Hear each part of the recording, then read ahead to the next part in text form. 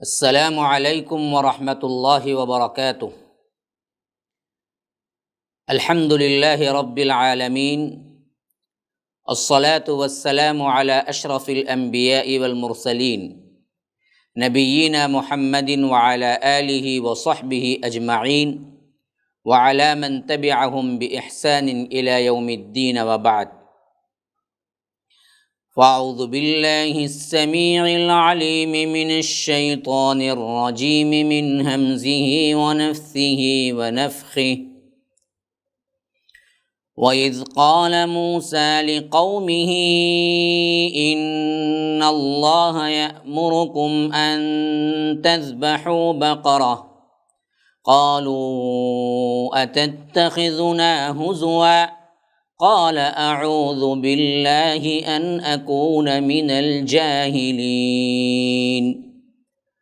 قَالُوا ادْعُ لَنَا رَبَّكَ يُبَيِّن لَّنَا مَا هِيَ قال إنه يقول إنها بقرة لا فارض ولا بكر عوان بين ذلك فافعلوا ما تؤمرون قالوا ادع لنا ربك يبين لنا ما لونها قال إنه يقول إنها بقرة صفراء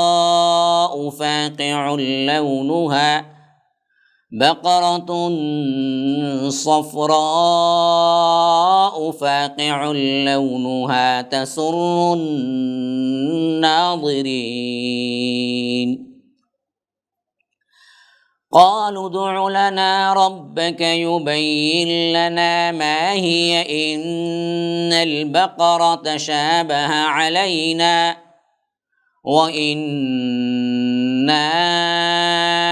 إن شاء الله لمهتدون قال إنه يقول إنها بقرة لا ذلول تثير الأرض ولا تسقي الحرث مسلمة لا شية فيها قالوا الآن جئت بالحق فذبحوها وما كادوا يفعلون وَإِذْ قَتَلْتُمْ نَفْسًا فَادَّارَأْتُمْ فِيهَا وَاللَّهُ مُخْرِجٌ مَا كُنتُمْ تَكْتُمُونَ فَقُلْنَا اضْرِبُوهُ بِبَعْضِهَا كَذَلِكَ يُحْيِي اللَّهُ الْمَوْتَى وَيُرِيكُمْ آيَاتِهِ لَعَلَّكُمْ تعقلون ثم قست قلوبكم من بعد ذلك فهي كالحجارة أو أشد قسوة وإن من الحجارة لما يتفجر منه الأنهار وإن منها لما يشقق فيخرج منه الماء وإن منها لما يهبط من خشية الله وما الله بغافل عما تعملون اللهم أرنا الحق حقا وارزقنا اتباعه وأرنا الباطل باطلا وارزقنا اجتنابه اللهم علمنا ما ينفعنا وانفعنا بما علمتنا وارزقنا علما رب اشرح لي صدري ويسر لي أمري واحلل عقدة من لساني يفقهوا قولي۔ اس اللہ کے نام سے ابتدا جس کے ناموں کی کوئی انتہا ہی نہیں۔ وَلَوْ أَنَّ مَا فِي الْأَرْضِ مِنْ شَجَرَةٍ أَقْلَامٌ والبحر يمده من بعده سبعة أبحر ما نفدت کلمات اللہ۔ اس ذات اقدس پر کروڑوں درود و سلام ہوں جو تمام جہانوں کے لیے رحمت للعالمین بن کے آئے تھے۔ اللہم صلی علی محمد وعلی آل محمد کما صلیت علی ابراہیم وعلی آل ابراہیم انک حمید مجید وبارک علی محمد وعلی آل محمد کما بارکت علی ابراہیم وعلی آل ابراہیم انک حمید مجید۔ برادران اسلام، واجب الاحترام بزرگوں، دوستوں، عزیز ساتھیوں،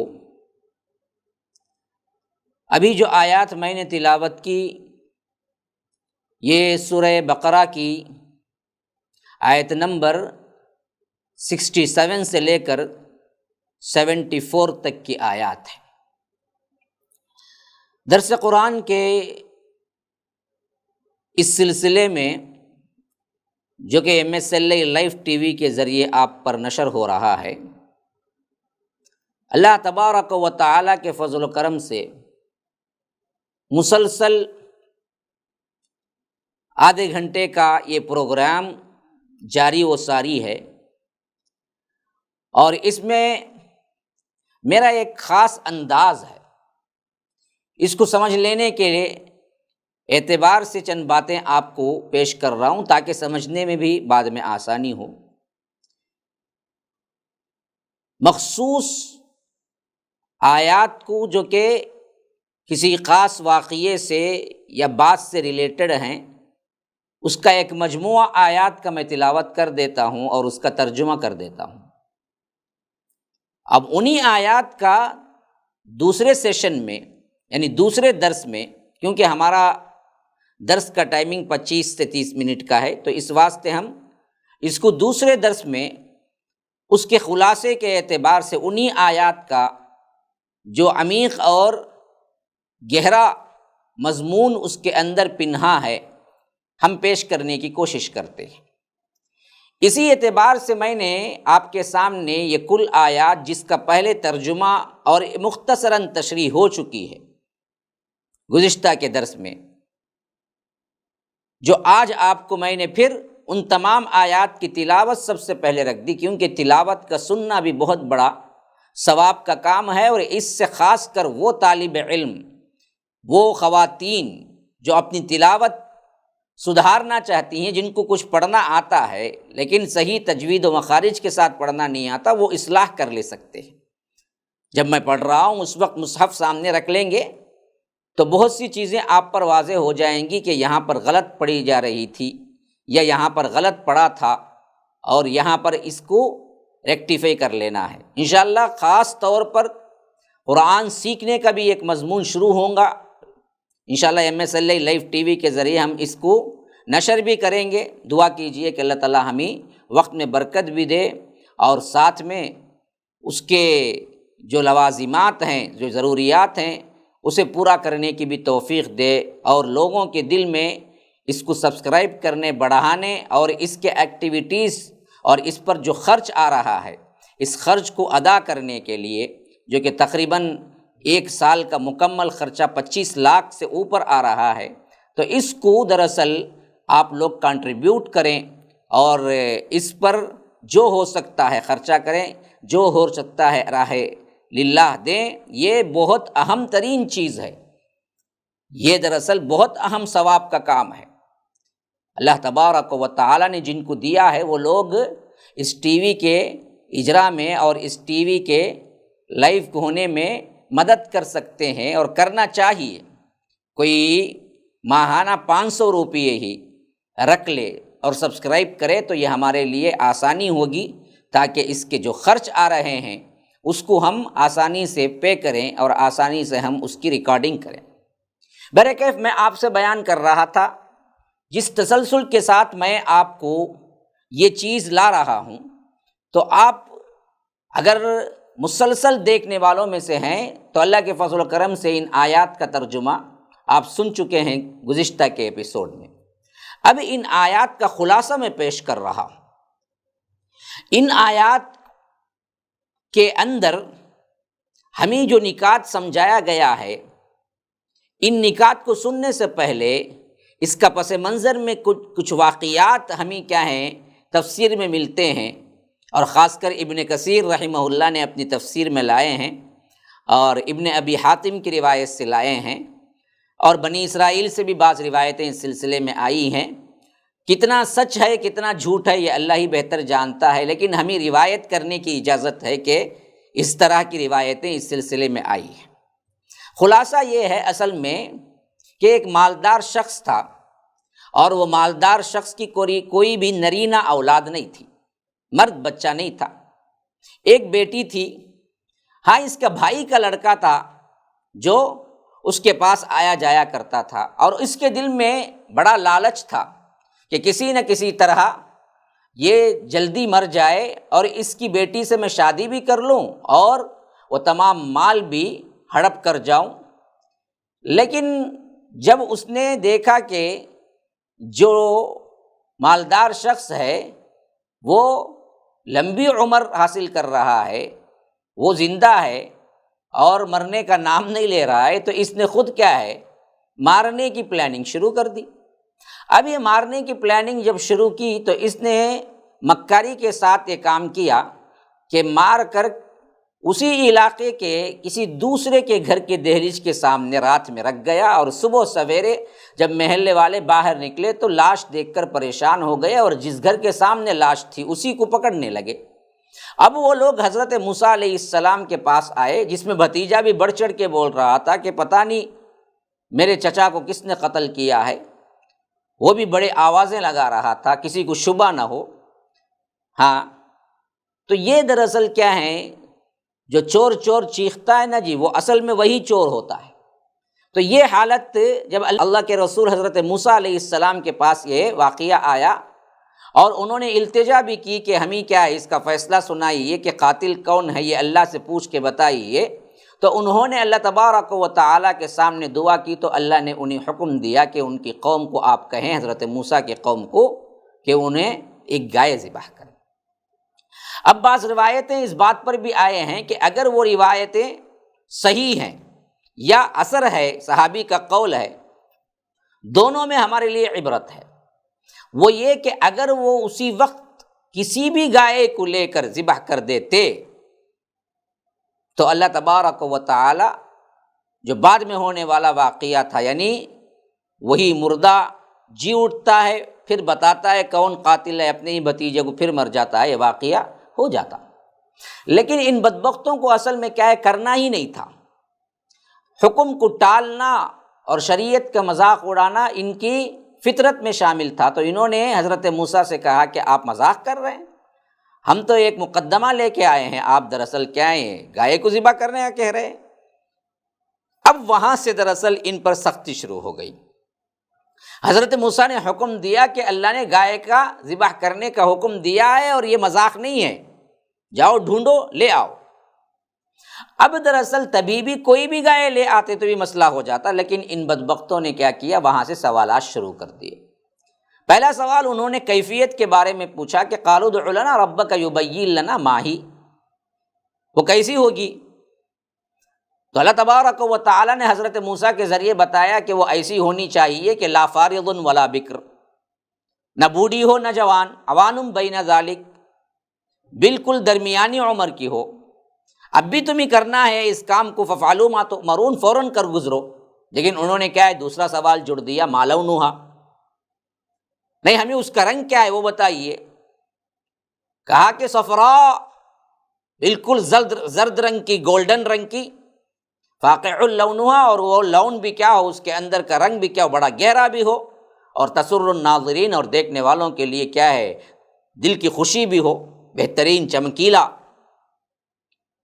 اب پھر انہوں نے سوال کیا، ما ہی ان البقرہ تشابہ علینا، ایسی بھی بہت سی گائیں ہم کو نظر آ رہی ہیں، متشابہ ہو گیا ہے، ذرا آپ اور تفصیل بیان کریں۔ انا انشاء اللہ لمہتدون، کہ شاید اس تفصیل کے بعد ہم کیا ہیں، انشاءاللہ ہدایت پالیں گے۔ تو بعض احادیث میں یہ بات بھی آئی ہے کہ اگر اس وقت یہ لوگ انشاءاللہ نہ کہتے تو قیامت تک ڈھونڈتے رہتے، انہیں وہ گائے نہ ملتی۔ تو اس واسطے جو کلمات اسلامی آداب میں ہمیں سکھائے گئے ہیں، ان کلمات کو ہمیشہ استعمال کرنا چاہیے، یہ درس ہمیں ملا ہے ان آیتوں سے۔ کوئی بھی کام کل کرنے کا ہے یا بعد میں کرنے کا ہے، مستقبل میں کرنے کا ہے، ہمیشہ سے انشاءاللہ کہنا چاہیے۔ انشاءاللہ کا مطلب یہ ہے کہ اگر اللہ نے چاہا، کوئی اچھی چیز دیکھی، ماشاء اللہ کہنا چاہیے، تاکہ اس کے اندر تمہاری نظر نہ لگے۔ اللہ تبارک و تعالیٰ کی حمد بیان کرنی چاہیے۔ یہ چھوٹے چھوٹے الفاظ ہیں لیکن زندگی پر بڑے اثر کرتے ہیں۔ ہاں، انشاءاللہ بہت اہم چیز ہے۔ آج ہمارے ہاں رواج نہیں ہے، لوگ کب کیا استعمال کرنا وہ بھی نہیں جانتے۔ انشاءاللہ کرنے والے کام کو کہیں گے، جو کام ہو گیا اس کو نہیں کہیں گے۔ بعض لوگ کہتے کہ کل میں نے انشاءاللہ کام کر دیا، کل کر دیا تو پھر انشاءاللہ کیا ہے؟ اگلا کام ہونے والا ہے، کل میں آؤں گا انشاءاللہ، انشاءاللہ میں آپ کو بتاؤں گا، انشاءاللہ میں ملوں گا، انشاءاللہ میں فون کروں گا۔ فون پہ بات کرتے ہیں، اچھا رکھیے کل بات کریں گے نا، انشاءاللہ کل بات کریں گے۔ تو یہ انشاءاللہ دراصل کیا ہے؟ بہت اہم کردار ادا کرتا ہے زندگی میں۔ تو انہوں نے کیا کیا؟ پوچھتے پوچھتے آخر انشاءاللہ کہا، تبھی ان کو ہدایت ملی۔ تو اسی واسطے اس سوال کے جواب میں جب جو آیت اتری، اللہ نے حضرت موسیٰ سے کہا کہ ان سے کہیے وہ گائے ایسی ہے تثیر الارض ولا تسقی الحرث مسلمۃ، کہ وہ ایسی ہے کہ نہ زمین جوتتی ہے، نہ پانی سینچتی ہے، نہ آ کر ہل چلاتی ہے، نہ اس کے رنگ میں کوئی دوسرا رنگ ملا ہوا ہے، ایک رنگی ہے، اور وہ پورا کا پورا زرد رنگ کا ہے۔ اب جا کے ان لوگوں نے کہا کہ قالوا الآن جئت بالحق، اب دراصل کیا ہے؟ حق ہمارے اوپر واضح ہو گیا۔ اور اس میں تفسیر ابن کثیر رحمہ اللہ نے ایک بہترین حکایت لکھی ہے، ایک بہترین واقعہ لکھا ہے اس تسلسل سے، جو حکمتوں سے پر ہے۔ واقعہ یہ ہے کہ یہ لوگ گائے کو ڈھونڈنے کے لیے نکلے۔ اب گائے کو ڈھونڈنے کے لیے نکلے تو اس طرح کی گائے صرف اور صرف ایک یتیم بچے کے پاس ملی، کہیں نہیں تھی۔ جتنے صفات رب نے بیان کیا اس صفات کی گائے صرف ایک یتیم بچے کے پاس ہی ملی۔ اب جا کے ان سے بات چیت ہوئی تو یتیم بچے نے کہا کہ اس کی قیمت بہت اونچی ہے۔ انہوں نے اس کو کیا ہے 1000 دینار میں، 2000 دینار میں، 3 4 5 بڑھاتے گئے۔ بچے نے کہا کہ نہیں، میں نے بیچوں گا۔ تو حضرت موسیٰ علیہ السلام کے پاس آ کر لوگوں نے شکایت کی کہ یہ تو مانتا ہی نہیں ہے۔ حضرت موسیٰ علیہ السلام نے کہا کہ جاؤ، جتنی قیمت مانگے دے کر اس کو لے آؤ، تمہیں کیا بھی جو بھی کرنا ہے کرو، کر کے اس کو لے آؤ۔ اب دراصل وہ گائے آخری میں گائے ہی کے وزن کے برابر کا سونا دے کر ان لوگوں نے لیا۔ حالانکہ پہلے جب اللہ نے حکم دیا کہ ان تذبحوا بقرہ، مفسرین کہتے ہیں کہ اگر وہ گائے ذبح کر دیتے لے کے تو اس وقت صرف 3 دینار میں ایک گائے مل جاتی تھی، اور لے کے وہ ذبح کر دیتے، مسئلہ حل ہو جاتا تھا۔ لیکن یہ لوگ شریعت پر سوال پر سوال کرنے، بال کی کھال نکالنے سے اللہ نے ان پر تنگی کر دی، یہاں تک کہ یہ گائے کو خریدے تو گائے کا جتنا وزن تھا اتنے وزن کا سونا دے کر خریدا اس بچے سے۔ اور اللہ تبارک و تعالیٰ نے اس بچے کو اتنا مال کیوں دیا؟ اس واقعے کو بھی ابن کثیر رحمہ اللہ بیان کرتے ہیں، جو کہ بڑا ہی دلچسپ بھی ہے، اور اس میں ایک بہت اہم سبق ہے کہ والدین کے ساتھ حسن سلوک کرنا یہ اتنا بڑا عمل ہے کہ اللہ اس کا بدلہ تو آخرت میں دے گا، لیکن دنیا میں بھی ان پر مال بہت کشادہ کر دیتا ہے۔ تمہیں مال کی کشادگی چاہیے کیا؟ تمہیں مالداری چاہیے؟ تمہیں دولت مند ہونا چاہیے؟ اگر تمہارے والدین زندہ ہوں، بہترین چانس ہے تمہارے لیے، جاؤ ان کی خدمت کرو، ان کو خوش رکھنے کی کوشش کرو، ان کی دعائیں لو۔ اللہ تبارک و تعالیٰ تم پر کیا کرے گا؟ اس دنیا کو کھول دے گا، مالدار بنا دے گا تمہیں۔ تو یہی معاملہ یہ بچے کے ساتھ بھی پیش آیا تھا۔ جو یتیم بچہ ایک گائے کے بدلے اسی وزن کا سونا لیا، یہ کسی زمانے میں جب بہت چھوٹا تھا، جب اس کا باپ بہت مالدار تھا۔ اب اچھا سنیے واقعہ وہ، اب تو یہ جوان تھا، بیچنے کے لائق تھا، اور یتیم غریب تھا، باپ بھی نہیں تھا۔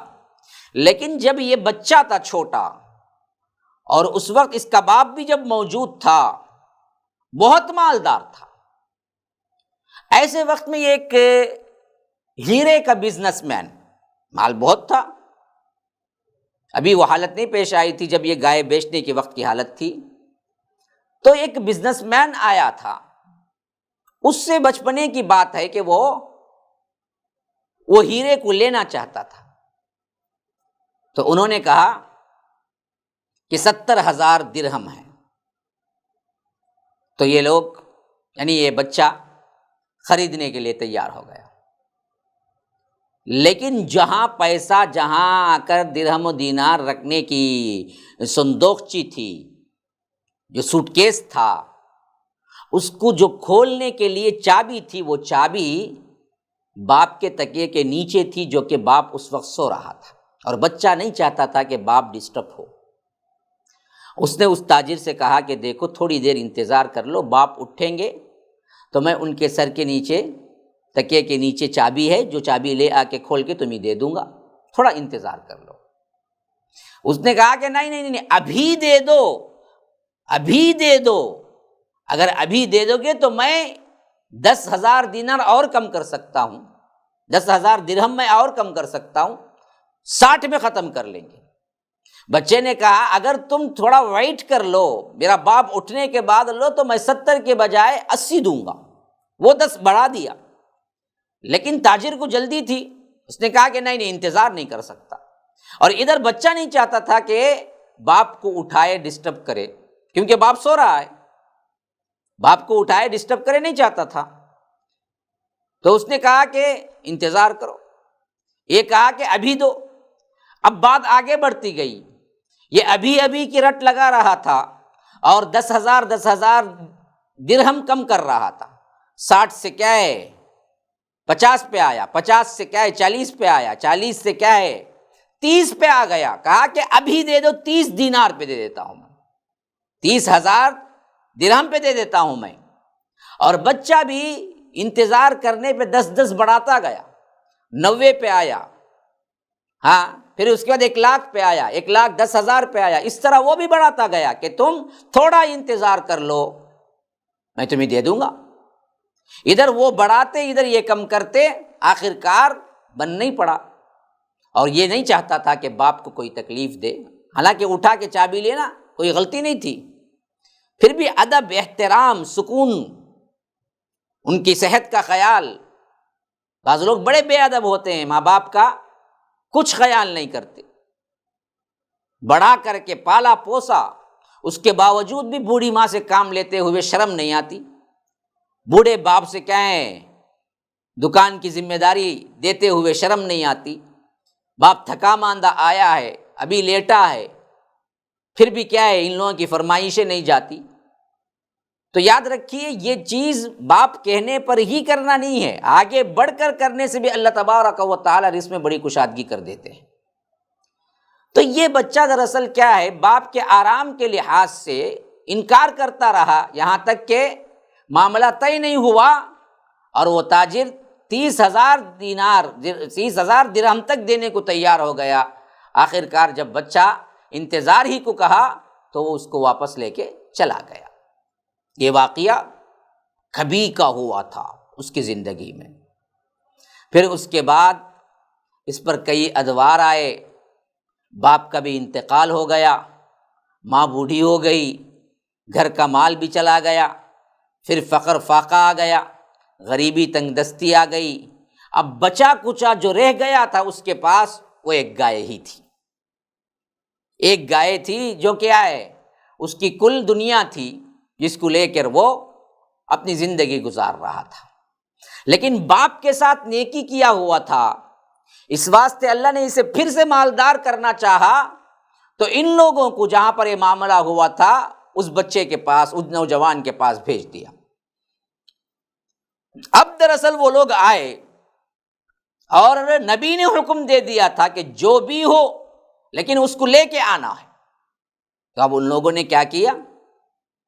جو بھی مانگے منہ مانگی رقم دینے کے لیے تیار ہو گئے، اور آخر کار طے پایا کہ گائے کا جتنا وزن ہے اتنے کلو سونا دو، اور وہ دے کر اس گائے کو وہاں سے لے آئے۔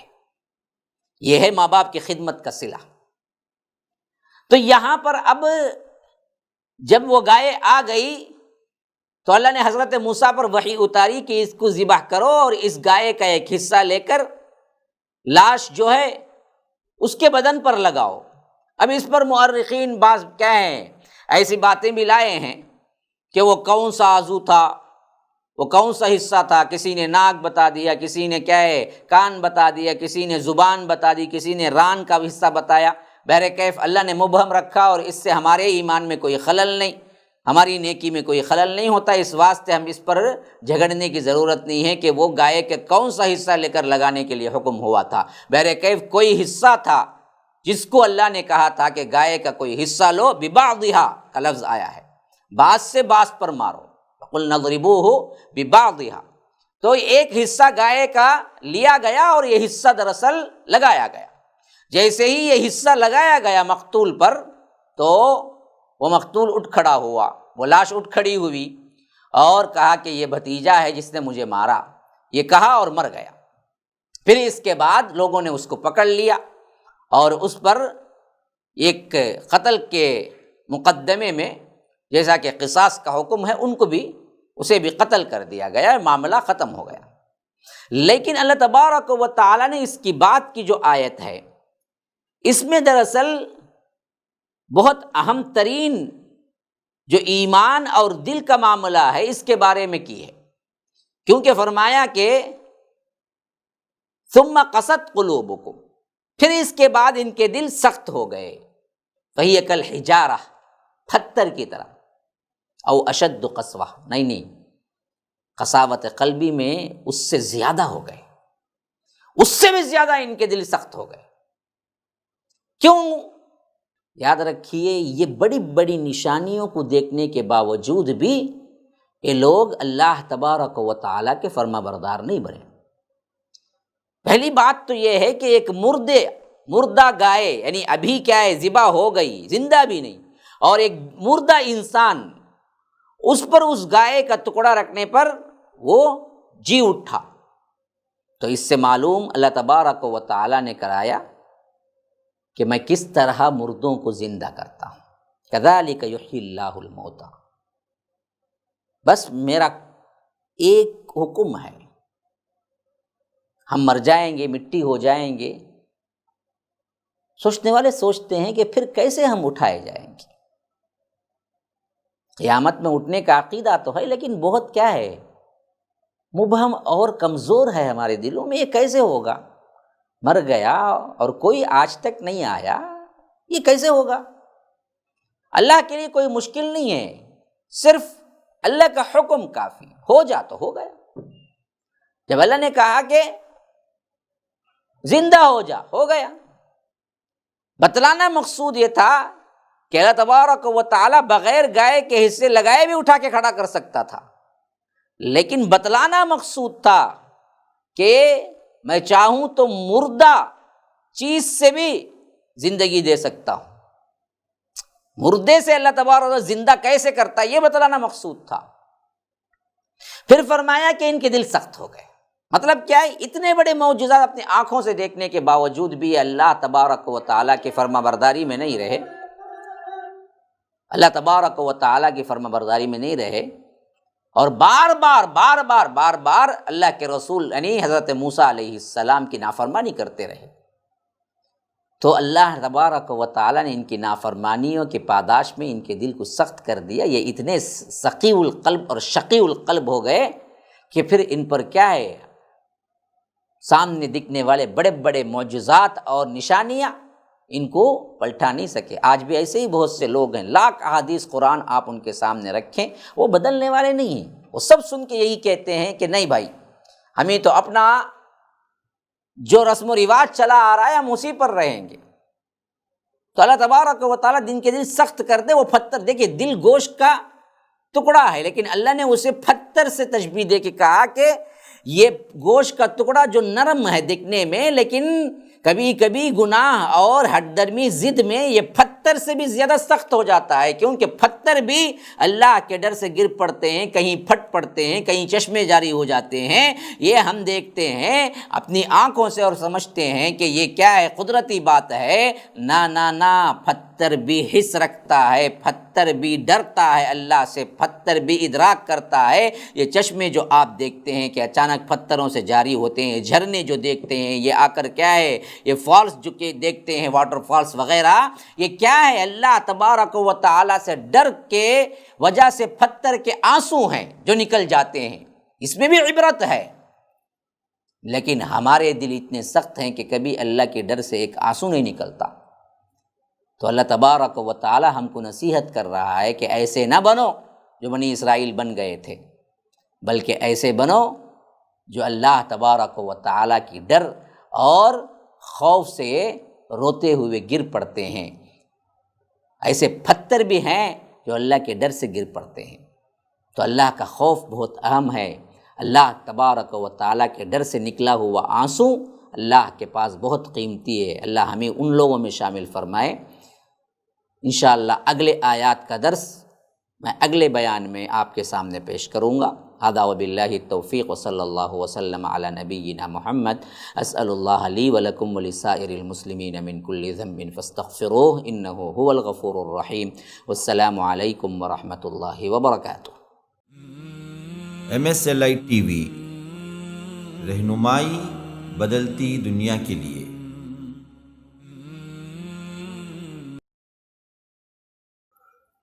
السلام علیکم ورحمۃ اللہ وبرکاتہ۔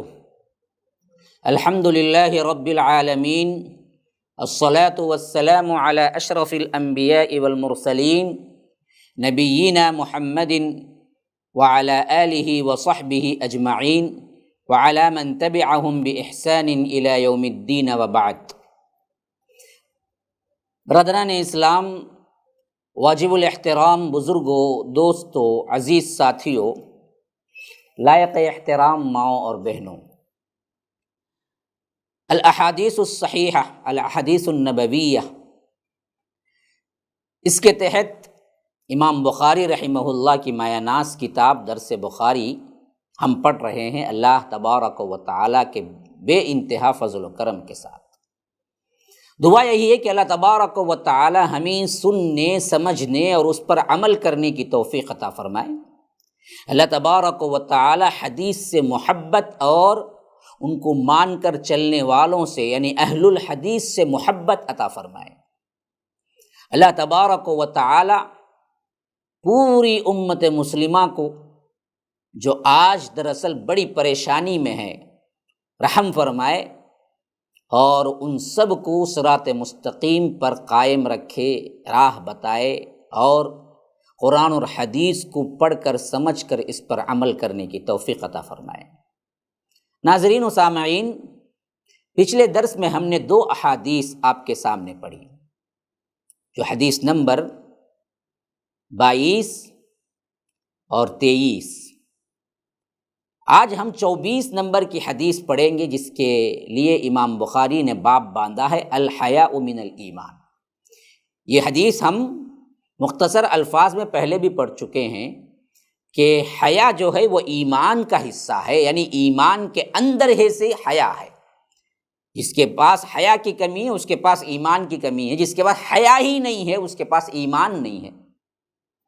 حدیث 24 نمبر کی اس طرح لائے ہیں کتاب الایمان کے اندر، حدثنا عبداللہ بن یوسف اخبرنا مالک بن انس عن ابن شہاب یعنی عن سالم بن عبداللہ عن ابیہ ان رسول اللہ صلی اللہ علیہ وسلم مر على رجل من الانصار وهو يعظ اخاه في الحياة فقال رسول اللہ صلی اللہ علیہ وسلم دعہ فإن الحیاء من الایمان۔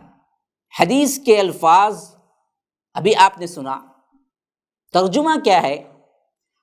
عبداللہ بن یوسف نے ہم سے بیان کیا، وہ کہتے ہیں کہ ہمیں مالک بن انس نے ابن شہاب سے روایت کر رہے ہیں، اور وہ سالم بن عبداللہ سے نقل کرتے ہیں، اور وہ اپنے باپ عبداللہ بن عمر سے۔ تو اس چین سے معلوم ہو گیا حضرت سالم حضرت عبداللہ بن عمر کے بیٹے تھے، اور حضرت عبداللہ بن عمر کے بیٹے تھے۔ تو معلوم ہو گیا ان سے روایت ہے کہ ایک دفعہ اللہ کے رسول صلی اللہ علیہ وسلم ایک انصاری شخص کے پاس سے گزرے، اس حال میں کہ وہ اپنے ایک بھائی سے یہ کہہ رہے تھے کہ تم اتنی شرم کیوں کرتے ہو، یعنی وہ صحابی انتہائی شرمیلے تھے۔ تو اس پر دوسرے صحابی ان کو بتا رہے تھے کہ بھائی اتنی بھی شرم کیا، ہم بھی کہتے ہیں نا کبھی کبھی بھی مرد ہو جی اتنی شرم کیا ہے، تو اس طرح کیا ہے وہ نصیحت کر رہے تھے کہ اتنی شرم کیوں کرتے ہو۔ تو آپ نے یہ سنا تو اس انصاری سے فرمایا اس کو اس حال پر رہنے دو، کیونکہ حیا بھی ایمان ہی کا حصہ ہے۔ یا رب، کتنی حیا ہے، کتنی بھی بڑھ جائے نقصان نہیں دے گی، فائدہ ہی دے گی، اس واسطے اس میں کوئی نقصان ہونے کا نہیں ہے۔ کتنی چاہے حیا ہو ان کے اندر، اس کے لیے کیا نہیں ہے، پریشانی کی کوئی بات نہیں ہے۔ اور یہ حدیث کی تشریح میں بات بھی سمجھ لیجئے، بخاری کتاب الادب میں بھی روایت ابن شہاب سے لائے ہیں، ان کی کتاب ایک اور ہے الادب المفرد، اور اسی طرح اسی کے اندر امام بخاری رحمہ اللہ کے باب کتاب جو بخاری کے اندر ہے وہ کتاب الادب ہے، اس میں بھی یہ ابن شہاب سے ہی آئی ہے، اور اس میں لفظ یعظ یہاں پر آیا ہے، واعظ دے رہے تھے، اور اس جگہ آیا ہے یعاتب، یعنی عیب دلا رہے تھے، عار دلا رہے تھے کہ اتنی کیوں شرم کرتے ہو، جس سے ظاہر ہے کہ وہ انصاری اس کو اس بارے میں عتاب کر رہے تھے، اور اللہ کے رسول صلی اللہ علیہ وسلم نے فرمایا اس کو اس حالت پر رہنے دو، حیا کتنا ہی ہو اچھا ہی ہے ان کے لیے، حیا میں خرابی نہیں ہے کوئی بھی، کتنا شرمیلا کیوں نہ ہو بہت اچھا ہے۔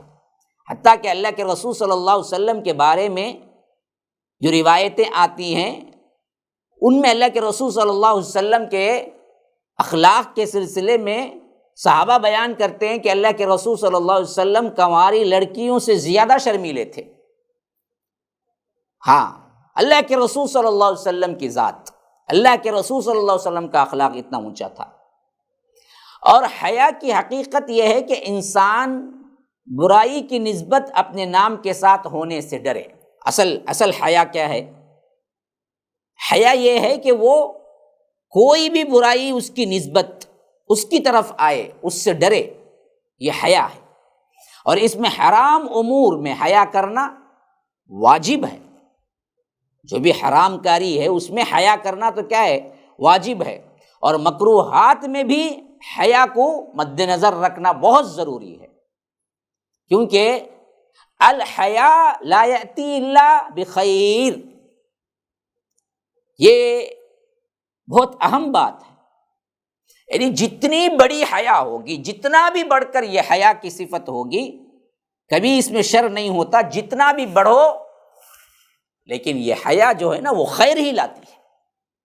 بعض سلف کا قول ہے کہ اللہ تبارک و تعالی یہ حیا جو ہے نا جو پیدا کیا ہے، اس کا اللہ کا خوف پیدا ہوتا ہے، اسی سے اللہ تبارک و تعالی کا تقوی پیدا ہوتا ہے، اور اسی سے اللہ تبارک و تعالی کی شریعت پر چلنا بہت آسان ہو جاتا ہے۔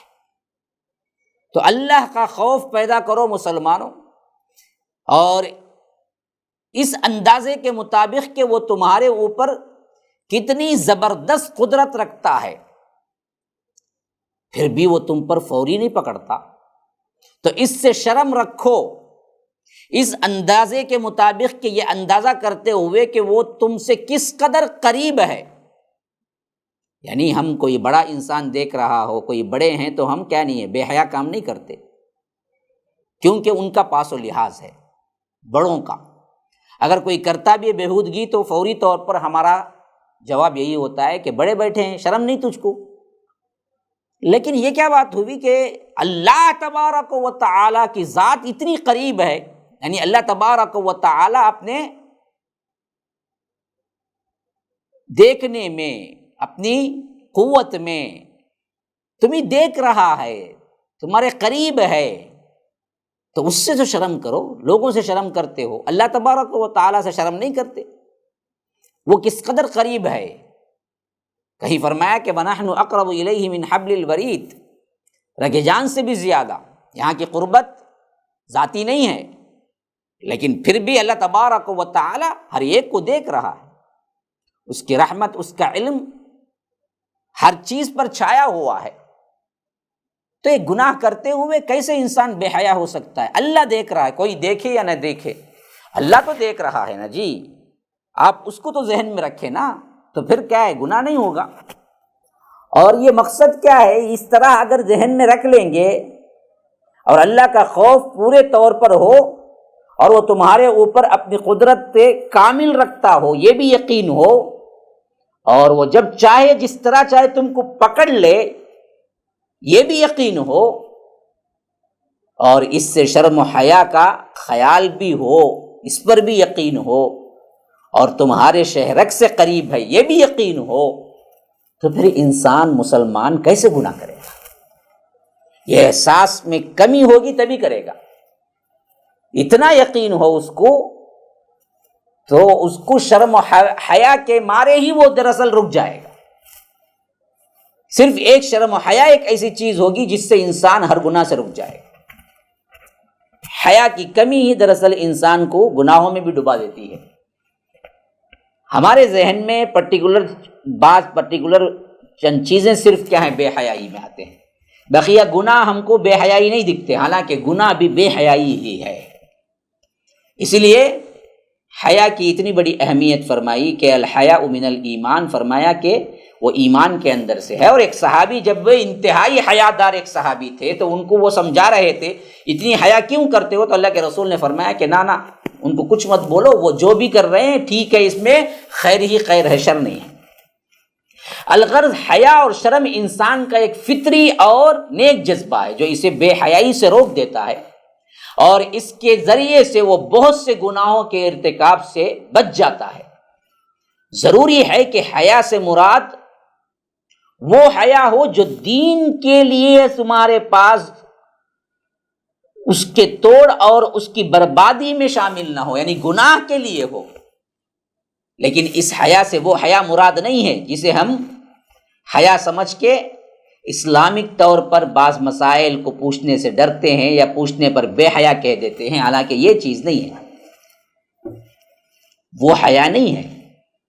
ضرورت کی چیز ہے، اسلامی مسائل ہیں، تو وہ پوچھنے میں بے حیائی نہیں ہے، کیونکہ یہ دین ہے۔ تو بیجا جو شرم و حیا ہے جس کو ہم نے سمجھ لیا ہے، وہ بھی مراد نہیں ہے۔ یہ وہ انتہا بھی نہیں، یہ انتہا بھی نہیں، بلکہ آپ کو سمجھنا چاہیے کہ برائی سب کے سب بے حیائی ہے، اور خاص کر بے حیائی ہی ہے، جس سے رک جانا چاہیے، ورنہ تو اس کے اندر عمل ہی کم ہوتا چلا جائے گا۔ وہ اپنے ضروری فرائض کی ادائیگی کے بعد ہمیشہ نوافل کی طرف آگے بڑھے گا، جب تک کہ اس کے پاس حیا کی زیادتی ہوتی رہے۔ اور امام المحدثین امیر المومنین فی الحدیث امام بخاری رحمہ اللہ اس حدیث کو نقل کر کے ایمان کے اندر عمل داخل ہے یہ ثابت کرنا ہے، اور مرجئہ کی تردید کرتے ہوئے چاہتے ہیں کہ جو ایمان کو صرف قول بلا عمل مانتے ہیں وہ سدھر جائیں، اپنے نظریے سے باز آ جائیں، کیونکہ کتاب اللہ اور سنت رسول اللہ میں جملہ اعمال صالحہ عادات سیئہ کو بھی ایمان ہی کا جز قرار دیا، اس سے کم ہوتا ہے اور صالحہ سے بڑھتا ہے، اور شرم و حیا کو بھی پاکیزہ عادات اور ایمان میں داخل کر دیا ہے۔ تو اس حدیث کا خلاصہ آپ ذہن میں رکھیں، حیا بہت اہم چیز ہے، یہاں تک کہ اللہ کے رسول صلی اللہ علیہ وسلم نے فرمایا کہ پچھلے انبیاء کے کلام کا جو حصہ سب انبیاء کی طرف سے ہم کو ملا ہے اور میرا بھی ہے، وہ قول یہ ہے کہ اذا لم تستحی فاصنع ما شئت، دیکھو تم حیا نہیں کرتے تو پھر جو چاہے کرو، تمہیں کوئی روکنے والا نہیں ہے۔ اصل حیا ہی ہے جو انسان کو مہذب بناتی ہے، حیا ہی ہے جو انسان کو تابعدار بناتی ہے، حیا ہی ہے جو انسان کو شریف بناتی ہے، حیا ہی ہے جو انسان کو انسان بناتی ہے۔ حیا نہ ہو تو جو چاہے کرو، یہ بالکل صحیح بات ہے، جانور تک کی حد تک گر جائے گا انسان، بلکہ جانوروں سے بھی بدتر ہو جائے گا، پھر بھی اس کو احساس نہیں ہوگا اگر وہ حیا نہیں ہے اس کے پاس۔ حیا سب سے اہم ترین چیز ہے۔ اب آئیے 25ویں حدیث کی طرف ہم بڑھتے ہیں، جس کے لیے امام بخاری رحمہ اللہ نے باب باندھا ہے، فَإِن تَابُوا وَأَقَامُوا الصَّلَاةَ وَآتَوُا الزَّكَاةَ فَخَلُّوا سَبِيلَهُمْ۔ یہ سورہ توبہ کی آیت ہے، اس آیت کو باب بناتے ہوئے وہ حدیث لائے ہیں، اور وہ باب کا ترجمہ کچھ یوں ہے کہ اللہ تبارک و تعالیٰ کے اس فرمان کی تفسیر میں کہ اگر وہ کافر توبہ کر لیں، نماز قائم کریں، زکوٰۃ ادا کریں تو ان کا راستہ چھوڑ دو، یعنی ان سے جنگ نہ کرو۔ اب حدیث کیا ہے؟ حدیث اس طرح ہے، حدثنا عبداللہ بن محمد بن المسندی قال حدثنا ابو روح الحرمی ابن عمارہ قال حدثنا شعبۃ عن واقد بن محمد قال سمعت ابی یحدث عن ابن عمر ان رسول اللہ صلی اللہ علیہ وسلم قال امرت ان اقاتل الناس حتى يشهدوا ان لا اله الا الله وان محمد رسول الله ويقيموا الصلاة وَيُؤْتُوا الزَّكَاةَ فَإِذَا فَعَلُوا ذَلِكَ عَصَمُوا مِنِّي دِمَاءَهُمْ وَأَمْوَالَهُمْ إِلَّا بِحَقِّ الْإِسْلَامِ وَحِسَابُهُمْ عَلَى اللَّهِ عَزَّ وَجَلَّ۔ جس کا ترجمہ اس طرح ہے، اس حدیث کو ہم سے عبداللہ بن محمد مسندی بیان کرتے ہیں، اور وہ ان سے ابو روح حرمی بن عمارہ بیان کر رہے ہیں، ان سے شعبہ نے اور ان سے واقد بن محمد سے روایت کرتے ہوئے وہ کہتے ہیں کہ میں نے یہ حدیث اپنے باپ سے سنی، وہ حضرت ابن عمر رضی اللہ عنہما سے روایت کرتے ہیں کہ اللہ کے رسول صلی اللہ علیہ وسلم نے فرمایا، اللہ کی طرف سے بے شک مجھے حکم دیا گیا ہے کہ لوگوں سے جنگ کروں اس وقت تک کہ وہ اس بات کا اقرار کر لیں کہ اللہ کے سوا کوئی معبود نہیں، اور یہ کہ محمد صلی اللہ علیہ وسلم اللہ کے سچے رسول ہیں، اور نماز ادا کریں اور زکوٰۃ دیں۔ جس وقت یہ کام وہ کرنے لگیں گے تو مجھ سے اپنے جان مال کو محفوظ کر لیں گے، سوائے اسلام کے حق میں، یعنی اسلام کے اندر ان کے حدود قائم ہونا ہے گناہ کی وجہ سے تو وہ ہوگا، اس کے علاوہ ان سے کوئی جنگ نہیں ہوگی۔ رہا ان کے دل کا حال تو وہ حسابہم علی اللہ، تو یہ تو کیا ہے، اللہ کے ذمے ان کا حساب ہے۔ یہ دراصل روایت لائے ہیں ابن عمر رضی اللہ عنہ، جس میں بنیادی باتیں آ گئی۔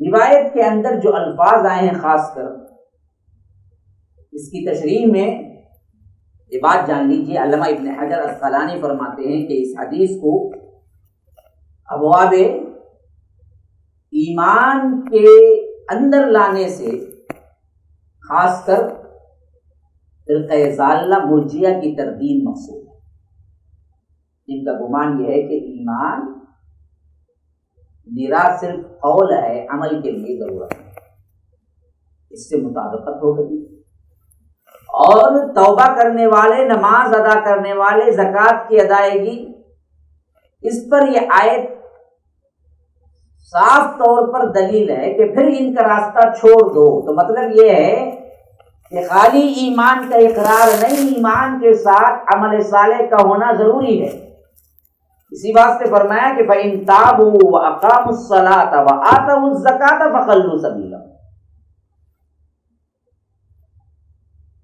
یہ آیت جو توبہ کی ہے، اور ادھر اللہ کے رسول صلی اللہ علیہ وسلم نے خالی کہا کہ حتی یشہدوا ان لا الہ الا اللہ وان محمد رسول اللہ، لیکن خالی شہادت نہیں کہا، شہادت دینے کے بعد یقیموا الصلاۃ ویؤتوا الزکاۃ بھی لائے ہیں، تو صاف ظاہر ہو رہا ہے کہ شہادت صرف کافی نہیں ہے، شہادت کے ساتھ عمل ضروری ہے، اسی وقت وہ صحیح طور پر مسلمان ہوگا۔ اب آخری میں لائے کہ الا بحق الاسلام، مطلب کیا ہے؟ قوانین اسلام کے اگر وہ کسی سزا یا حق کا مستحق ہوگا تو اس وقت اس کا ظاہری اسلام اس کے بارے میں رکاوٹ نہ بن سکے گا، شرعی سزا ضرور بالضرور اس پر لاگو ہوگی۔ مسلمان ہے، چوری کر لیا اور شریعت ہے تو ہاتھ کاٹے گی۔ اب وہ ظاہر میں اسلام بتا رہا ہے، لیکن پھر بھی دراصل کیا ہے؟ قانون یہی ہے، قانون کے طور پر اس کو ہاتھ کاٹا جائے گا۔ اور اسی طرح کیا ہے؟ شادی شدہ زانی ہے تو اس کے لیے رجم ہے، ناحق خون ریزی کرنے والے کے لیے کیا ہے؟ قصاص ہے، اور اسی طرح کئی اور ایسے گناہ ہیں جن پر حد قائم ہوتی ہے، قانون ہے، اس جرم کی یہ سزا، اس جرم کی یہ سزا شریعت کے اندر۔ اگر وہ بظاہر ایمان کا دعوے دار بھی ہو تبھی بھی اس پر وہ حد تو قائم ہوگی۔ انہوں نے اللہ کے رسول صلی اللہ علیہ وسلم کے وصال کے بعد، وفات کے بعد زکوٰۃ سے انکار کیا۔ آپ سب کو معلوم ہے کہ حضرت ابوبکر صدیق رضی اللہ عنہ صاف صاف فرما دیا کہ میں ان سب سے اس زکوٰۃ کے لیے بھی جنگ کروں۔ بعضوں نے جب کہا کہ وہ تو اقراری ہیں، مسلمان ہیں، شہادت دیتے ہیں، کلمہ پڑھتے ہیں، آپ ان سے کیسے جنگ کریں گے؟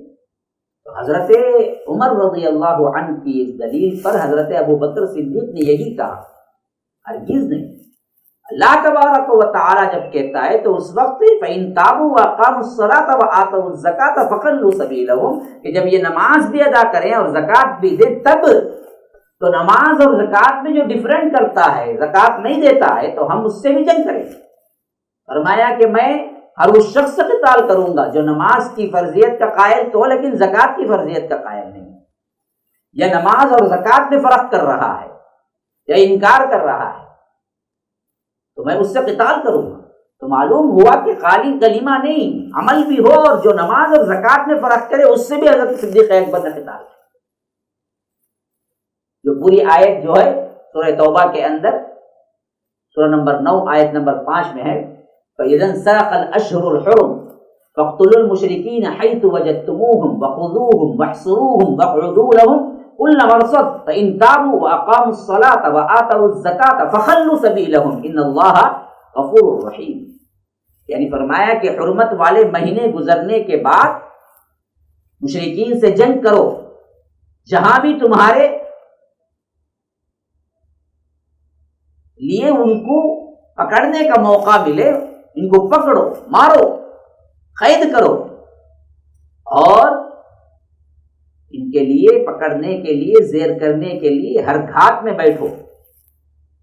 پھر اگر وہ شرارت سے توبہ کر لیں، اسلام قبول کر کے نماز بھی پڑھنے لگیں اور زکوٰۃ بھی ادا کریں، تو پھر ان کا راستہ چھوڑ دو، اللہ تبارک و تعالی بڑا بخشنے والا اور رحم کرنے والا۔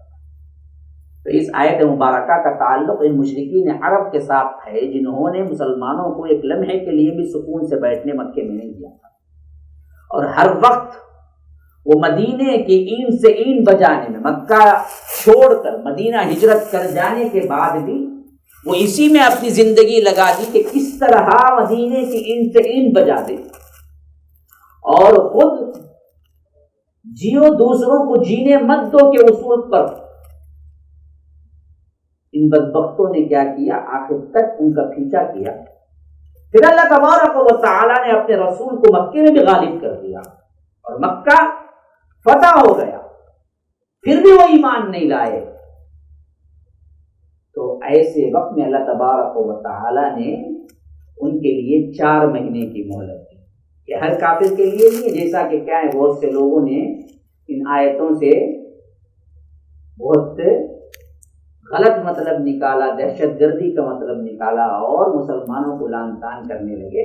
تو یاد رکھیے یہاں پر وہ بات تھی نہیں، یہاں پر خاص مشرکین مکہ کے سلسلے میں آیا تھا، وہ جنگی قیدی کے مانند تھے اس وقت، تو ان سے فرمایا گیا ہے۔ لیکن ان کے لیے اصل میں توبے کے ساتھ جو شرط تھی وہ دراصل کیا ہے، عام تھی سب کے ساتھ، کہ فرمایا کہ ان تابوا اقاموا الصلاة وآتوا الزکاة فخلوا سبیلہم، نماز بھی قائم کریں، زکوٰۃ بھی دیں، تو تب ان کی راہ ہے۔ تو نماز اور زکوٰۃ میں فرق نہیں ہے، کوئی فرق کرتا ہے تو یہ دراصل ایمان کی منافی امور میں سے آتا ہے، اور صدیق اکبر نے کہا قتال کے لیے تیار۔ اور اس حدیث سے یہ بھی معلوم ہوا کہ اعمال جو ظاہری طور پر ہیں انہی کو قبول کیا جائے گا، اور اندر کی جو حالت ایمان کی کیفیت کتنی ہے وہ اللہ تبارک و تعالیٰ کو چھوڑ دی جائے گی، اس سے بحث نہیں ہوگی۔ معاشرہ یہی دیکھے گا کہ یہ ظاہری ایمان کے ارکان ادا کرتا ہے تو وہ مسلم کہلائے گا۔ اسی واسطے کسی کو بھی اللہ کے رسول صلی اللہ علیہ وسلم کے بعد پرٹیکولر نام لے کے ہم منافق نہیں بول سکتے، کیونکہ اس کی دل کی حالت کیا ہے۔ اگر وہ نماز اور زکوٰۃ اور اسلامی امور انجام دیتا ہے تو ہم اس کو مسلمان ہی تسلیم کریں گے، حتیٰ کہ اللہ کے رسول بھی اس وقت جانتے ہوئے بھی مسلمان ہی تسلیم کیا منافقین۔ یہ بات بھی اس حدیث سے معلوم ہوئی، اور بھی اس کے اندر کئی نکات ہیں جو تفصیل طلب ہیں، لیکن ہمارا وقت بھی ہو چکا ہے اور ہمیں اتنا گہرائی کے ساتھ مطالعہ کرنے کے لیے وقت اجازت نہیں دیتا۔ تو انشاءاللہ اگلی حدیث میں اگلے درس میں آپ کے سامنے پیش کروں گا، تب تک کے لیے ہمیں اجازت دیجیے۔ ھذا وباللہ التوفیق، وصلی اللہ وسلم علی نبینا محمد، اسأل اللہ لی ولکم ولسائر المسلمین من کل ذنب فاستغفروہ انہ هو الغفور الرحیم، والسلام علیکم ورحمۃ اللہ وبرکاتہ۔ MSLI ٹی وی، رہنمائی بدلتی دنیا کے لیے۔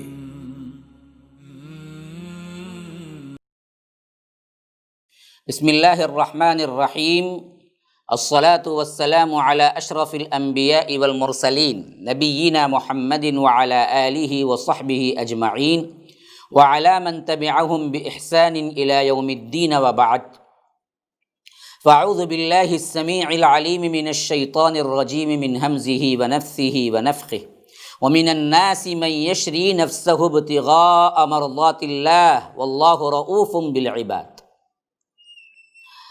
اللہم ارنا الحق حقا وارزقنا اتباعہ، وارنا الباطل باطلا وارزقنا اجتنابہ، اللہم علمنا ما ينفعنا وانفعنا بما علمتنا وارزقنا علما، رب اشرح لی صدری ویسر لی امری واحلل عقدۃ من لسانی یفقہوا قولی۔ برادران اسلام، واجب الاحترام بزرگوں، دوستوں، عزیز ساتھیوں، لائق احترام ماؤں اور بہنوں، السیرۃ النبویہ صلی اللہ علیہ وسلم، اس عنوان کے تحت سیرت مبارکہ کا ہم مطالعہ کرتے آ رہے ہیں۔ اللہ تبارک و تعالیٰ کے فضل و کرم سے گزشتہ کے درس میں ہم نے اصحاب رسول اللہ صلی اللہ علیہ وسلم کے ہجرت کرتے ہوئے جو حالات پیش آئے تھے ان میں سے ایک واقعہ حضرت ابو سلمہ کا ہم نے سنا۔ اسی طرح حضرت صہیب بھی تھے، جب ہجرت کرنے کا ارادہ کیا تو کفار قریش نے کہا کہ تم ہمارے پاس آئے تھے تو محتاج تھے، فقیر تھے، لیکن یہاں آ کر تم نے مال کمایا، دولت مند بنے، اور آج تم چاہتے ہو کہ اپنا مال، اپنی جان، سب کچھ لے کر مکے سے نکل جاؤ۔ کیونکہ صہیب دراصل کیا تھے؟ صہیب بن سنان رومی تھے، روم کے رہنے والے تھے۔ بچپن میں کسی واقعے کے تحت بعض سیرت نگاروں نے یہ لکھا ہے کہ ان کو غلام بنا کر مکہ آ کر کسی نے بیچ دیا، پھر اس کے بعد قبائلی وہ انداز جو حلیف کہتے ہیں جن کو، یعنی دوست، اس طرح دوسرے لوگوں کے ساتھ حلیف بن کر یہ تجارت شروع کی ہے۔ اللہ نے اس تجارت میں بہت برکت دی اور بہت اونچا مقام پایا تاجروں کے اندر، اور اس تجارت سے اللہ نے ان کو مالدار بھی بنایا۔ اب یہ جب جا رہے تھے تو مشرکین مکہ نے انہیں اسی بات کا طعنہ دیتے ہوئے کہا کہ تم جب آئے تھے کچھ نہیں تھا، یہاں مکے میں تم بہترین بزنس کیے اور مال و دولت کمائی، اب تم وہ سب کچھ لے کے مدینہ جا کے ہمارے خلاف دراصل کام کرو گے، بخدا ہم تمہیں کیا ہے جانے نہیں دیں گے۔ حضرت صہیب نے کہا کہ اچھا یہ بتاؤ، اگر میں اپنا مال چھوڑ دوں تو تم میری راہ چھوڑ دو گے؟ انہوں نے کہا کہ ہاں۔ تو حضرت صہیب نے کہا کہ اچھا تو ٹھیک ہے، چلو میرا مال لے لو، میرا مال سب کا سب تمہارے حوالے، جاؤ اٹھا لو۔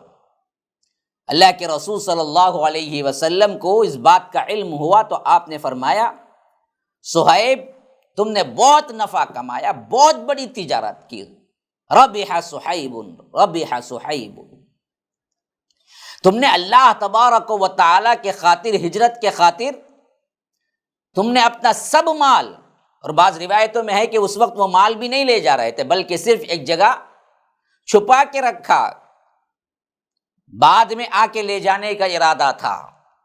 اور ان بدبختوں نے پوچھا تو ہاتھ کا مال دینے کے بجائے، وہ جو چھپائے ہوئے تھے اس مال کو ایسے ہی رکھنے کے بجائے انہوں نے کہا کہ جاؤ وہاں فلاں جگہ میرا پورا مال پڑا ہوا ہے، بدبختو تم نے میرے ایمان کی بہت کم قیمت لگائی ہے، جاؤ جا کے پورا مال اٹھا لو،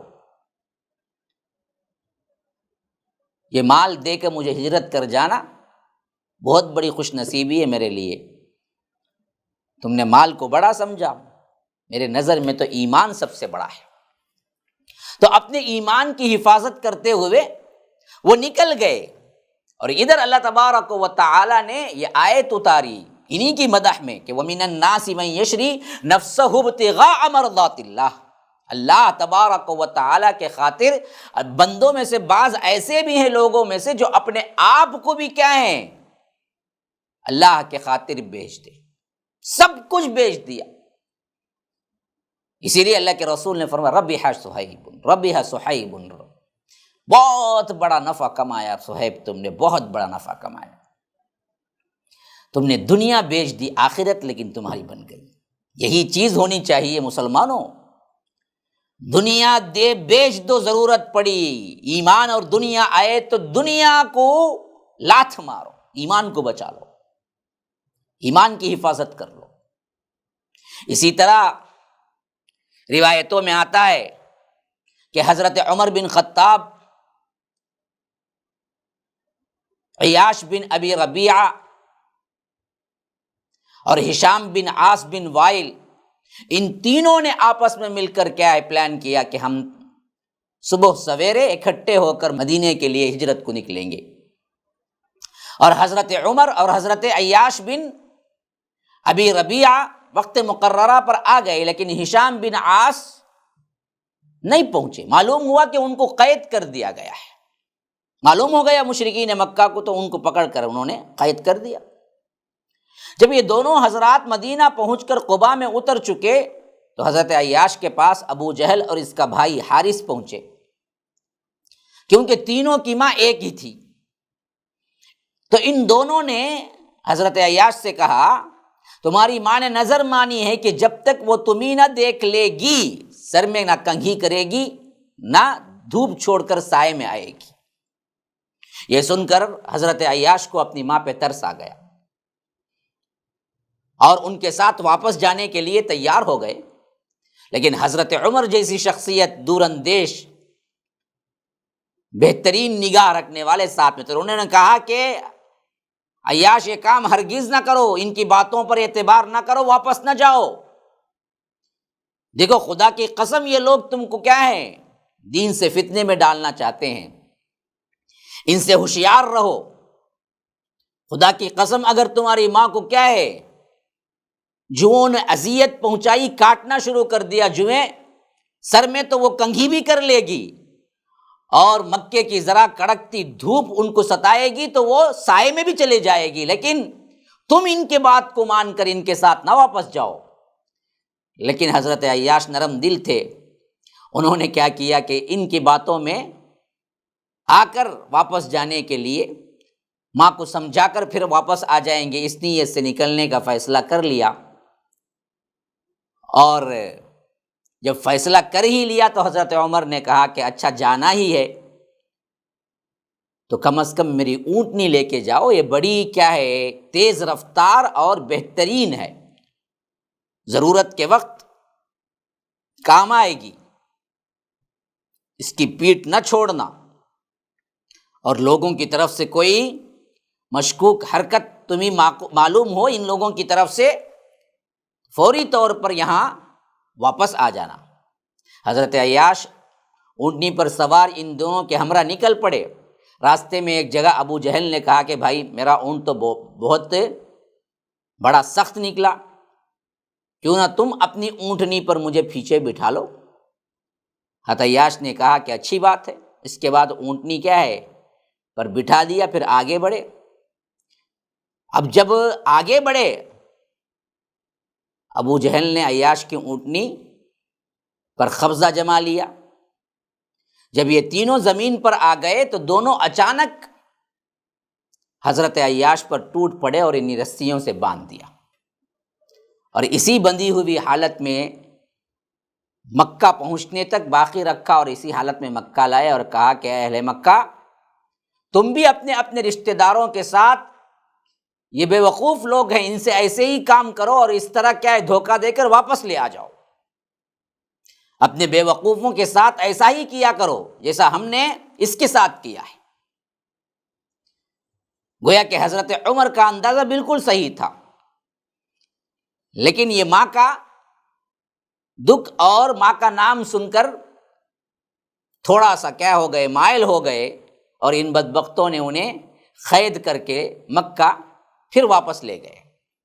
اور یہ الگ بات ہے کہ پھر ان کو اللہ کے رسول صلی اللہ علیہ وسلم نے چھڑانے کے لیے کیا کیا، وہ انشاءاللہ آگے حالات آئیں گے۔ یہاں پر صرف میں بتا رہا ہوں کہ مہاجرین ہجرت کرتے وقت کیسے کیسے مصائب و آلام انہوں نے اٹھائے اور کس طرح انہوں نے ہجرتیں کی۔ تو عازمین ہجرت کا علم ہوتے ہی، یعنی وہ لوگ جن کے بارے میں معلوم ہوتے ہی کہ یہ ہجرت کر جائیں گے، مشرکین مکہ جو سلوک کرتے تھے، اس کے چند نمونے تھے جو میں نے ابھی آپ کے سامنے پیش کیا۔ ان سب کے باوجود بھی لوگ آگے پیچھے نکلتے چلے گئے۔ یہ لوگ لاکھ کڑی نگرانی کریں، لیکن ادھر ایمان والے تھے نا جی، ادھر تن من دھن دینے والے تھے۔ ہم جیسے صرف کیا ہیں خالی خولی دعوے کرنے والے نہیں تھے، وہ تو باعمل باکردار لوگ تھے۔ تو ان کی لاکھ جکڑ بندیوں کے باوجود، لاکھ کوششوں کے باوجود ایک ایک کر کے نکلتے رہے۔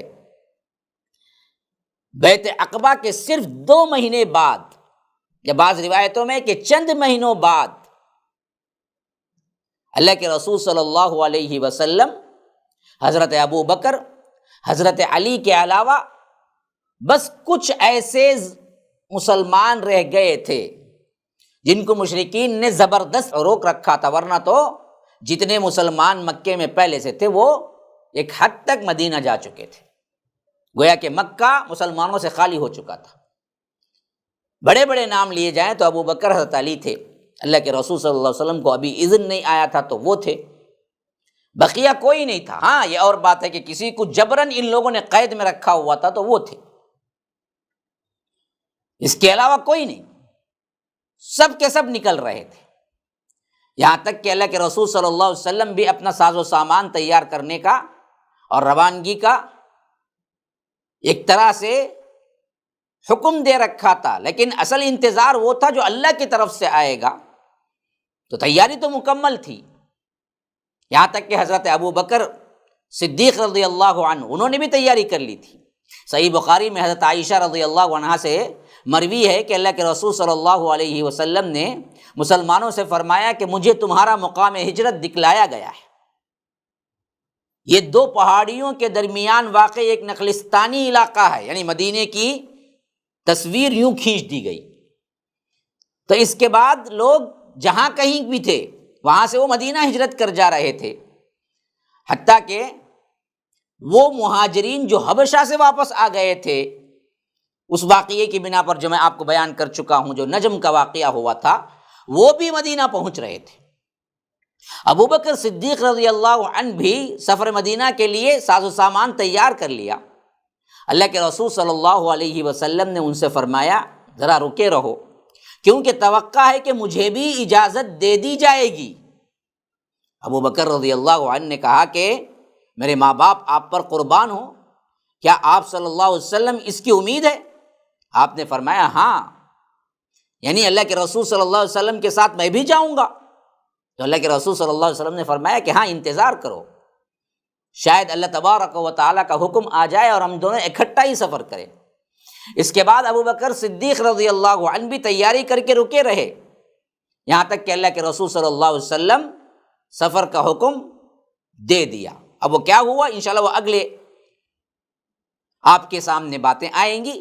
تو اسی واسطے حضرت ابو بکر صدیق پہلے سے ہی 2 اونٹنیاں بہترین انداز میں پال پوس کر، اچھا چارہ ڈال کر اس کے لیے تیار کھڑا کر لیا کہ جب بھی اللہ کے رسول صلی اللہ علیہ وسلم حکم دیں گے فوری طور پر ہم نکل جائیں گے۔ وہاں 1 اونٹنی نہیں تھی، 2 اونٹنیاں تھیں، گویا کہ پہلے سے معلوم تھا صدیق اکبر کو اگر حکم ہوگا تو ساتھ میں میرا بھی ہوگا، تو میں اس وقت یہ دونوں اونٹنیاں لے کے پہنچوں گا اللہ کے رسول صلی اللہ علیہ وسلم کے پاس، اور ہم اس پر سفر ہجرت کریں گے۔ یا رب، کس طرح جانثاری ہے دیکھیے، کس طرح محبت ہے دیکھیے، کس طرح اپنے آپ کو اللہ کے رسول صلی اللہ علیہ وسلم کے لیے تج دینا، خدمت کے لیے اپنا سب کچھ لٹا دینا، یہ تھا صدیق۔ اسی واسطے اللہ کے رسول صلی اللہ علیہ وسلم نے فرمایا کہ میں ہر ایک نے جو میرے ساتھ کیا احسان کیا میں نے اس کا بدلہ دینے کی کوشش کی، دیا، لیکن صدیق کا جو احسان ہے، صدیق نے جو خدمتیں کی ہیں، اللہ اکبر، اس کو میں نہیں چکا سکا، اس کو اللہ تبارک و تعالی ہی دے گا۔ تو جب مشرکین نے دیکھا کہ صحابہ کرام تیار ہو کر نکل گئے اور بال بچوں اور مال و دولت کو اگر ہو سکے چھوڑنا پڑا تو سب کچھ چھوڑ کے بھی نکل گئے، اور اوس اور خزرج کے علاقوں میں جب پہنچے تو ان پر بہت بڑا غم گہرام مچ گیا ان کے اندر، کیونکہ یہ لوگ مدینہ پہنچے اور وہاں پر سپورٹ کرنے والے پہلے سے موجود تھے۔ تو ان لوگوں نے دیکھا کہ اب تو کیا ہے، ہمارے ہاتھ سے نکلتے جا رہے ہیں، گویا کہ پاؤں سے زمین کھسک گئی، یہ کہتے ہیں نا، یہی حالت تھی، غم و الم کے لابے پھوٹ پڑے ان پر، انہیں سخت رنج اور قلق ہوا کہ اس سے کیا ہو گیا ہے، ہم تو سب کچھ بعد میں کھو دیں گے۔ تو اب انہوں نے بھی کیا ہے، اس کے بالمقابل سوچنا شروع کر دیا کہ کسی نہ کسی طرح ہم دراصل کیا کریں گے، اس کی تدبیر کریں گے۔ اب ہم خاموش تو نہیں بیٹھ سکتے نا، خطرہ ان کے لیے یہ کیا ہے، سب سے بڑا خطرہ تھا،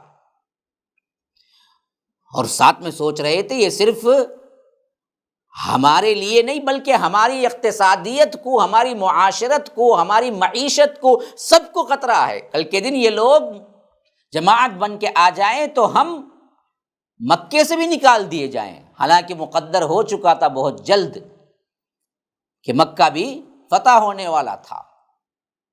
اللہ کے رسول صلی اللہ علیہ وسلم ہجرت کر کے جانے کے صرف 8 سال میں مکہ فتح ہو گیا۔ ابھی ہم پڑھیں گے وہ۔ تو مشرکین مکہ کیا کر رہے تھے،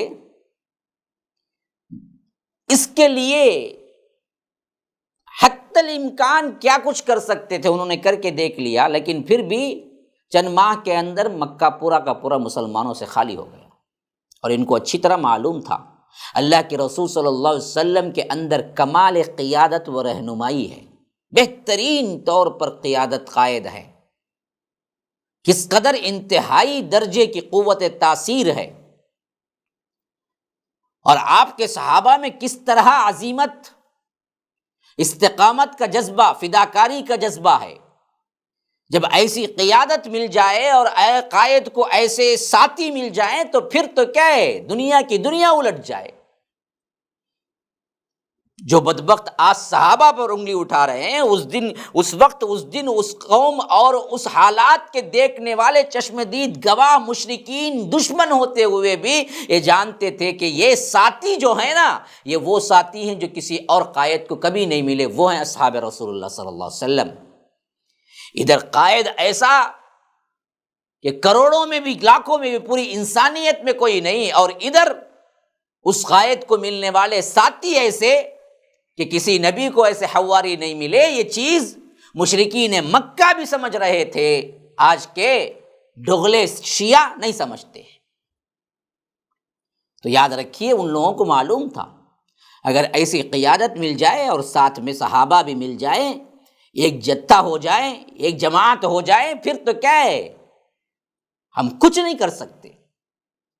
اسی احساس کے تحت انہیں یہ احساس بھی تھا، مدینہ ان کے سفارت اور ان کے سفر اور ان کی تجارت ہر معاملے میں راستے میں پڑتا تھا، خاص کر یمن سے شام تک بحر احمر کے ساحل سے جو ان کے تجارتی قافلے گزرتے تھے، اس کے درمیان مدینہ تھا۔ اگر مدینہ مسلمانوں کے ہاتھ پر آ جائے تو ان کے تجارتی انداز کے جتنے قافلے تھے ان سب کے لیے خطرہ ہو گیا تھا۔ صرف یہاں معاملہ کیا نہیں تھا، اسلام اور مشرکین مکہ کا نہیں تھا، بلکہ ان کے اندر وہ معاملہ بھی بڑے حد تک ابھر کے سامنے آ رہا تھا کہ ہماری اقتصادی اور ہماری تجارت بھی چلی جائے گی۔ تو اس حیثیت سے وہ لوگ سوچ رہے تھے کہ کسی نہ کسی طرح مدینہ نہیں پہنچنا چاہیے لوگ، اور مدینے کے اندر ہرگز بھی یہ جماعت مضبوط نہیں ہونی چاہیے۔ لیکن یہاں تو کیا ہوا، مشرکین مکہ کے یہ سب اندازے ان کے لیے اور پختہ کر دیے جب انہوں نے سنا کہ بیعت عقبہ ہو گئی۔ اور اسی طرح یہ لوگ اللہ کے رسول صلی اللہ علیہ وسلم کے اس فرمان سے کہ تم لوگ بھی مدینہ جاؤ، اپنی آنکھوں سے دیکھ لیا کہ مکہ بھی خالی ہو گیا ہے۔ تو عین بیعت عقبہ ہونے کے تقریباً 2.5 ماہ بعد 26 صفر 14 نبوت، اگر آپ نبوت کا سال مراد لیں تو صفر 14 نبوت، یوں کہہ لیجئے کہ سیرت نگاروں نے بڑی محنت کر کے دن بھی نکالا ہے۔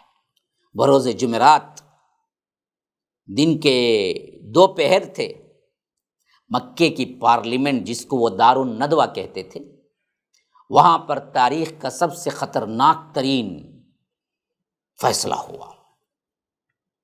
یوں سمجھیے کہ خطرناک ترین اجتماع منعقد کیا گیا، جس میں قریش کے تمام قبائل کوئی نہ کوئی ان کا نمائندہ بن کر شامل ہوا، کیونکہ اعلان ہی ایسا تھا کہ سب کے سب اس میں شامل ہوں، جتنے بھی مشرکین ہیں۔ تو اس واسطے جتنے بھی قبائل تھے وہ قبائل اپنی اپنی طرف سے کسی ایک کو تو نمائندہ بنا کر بھیج دیا، اور موضوع بحث یہ تھا کہ وہ پلان تیار کرنا تھا جس کے مطابق اللہ کے رسول جناب محمد الرسول اللہ صلی اللہ علیہ وسلم کو نعوذ باللہ ثم نعوذ باللہ قتل کر دیا جائے یا ہجرت سے روک دیا جائے۔ خطرناک ترین اجتماع میں قبائل کے جو نمائندے شریک ہوئے، ان میں بڑے بڑے لوگ شامل تھے۔ ابو جہل بن ہشام قبیلہ بنی مخزوم سے تھا، جبیر بن مطعم بنی نوفل بن عبد مناف سے تھا، شیبہ بن ربیعہ عبد شمس سے تھا، نضر بن حارث بنی عبد الدار سے تھا، ابو البختری بن ہشام بنی اسد سے تھا، اور اسی طرح نبیہ بن حجاج بنی سہم سے تھا، اور امیہ بن خلف بنی جمح سے تھا۔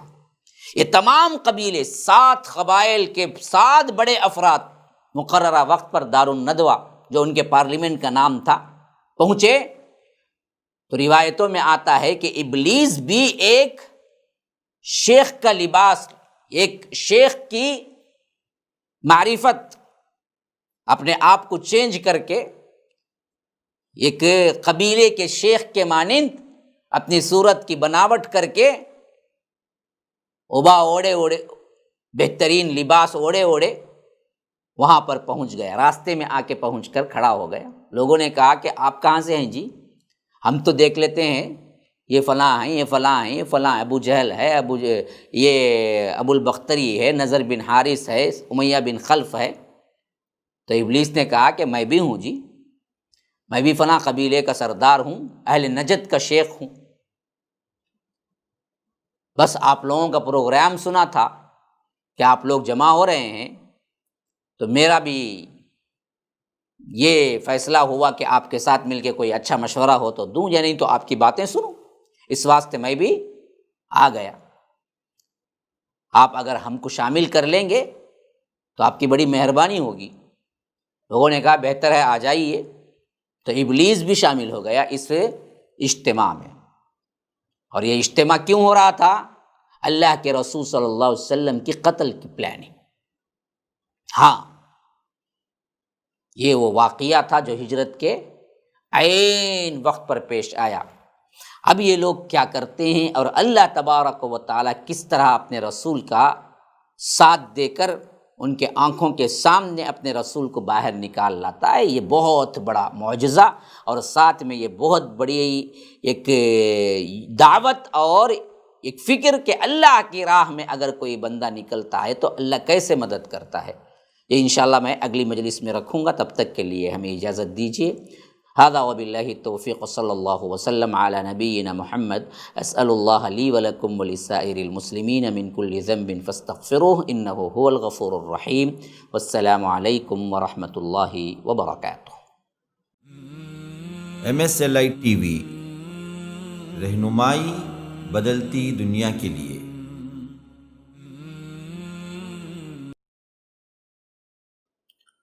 السلام علیکم ورحمۃ اللہ وبرکاتہ۔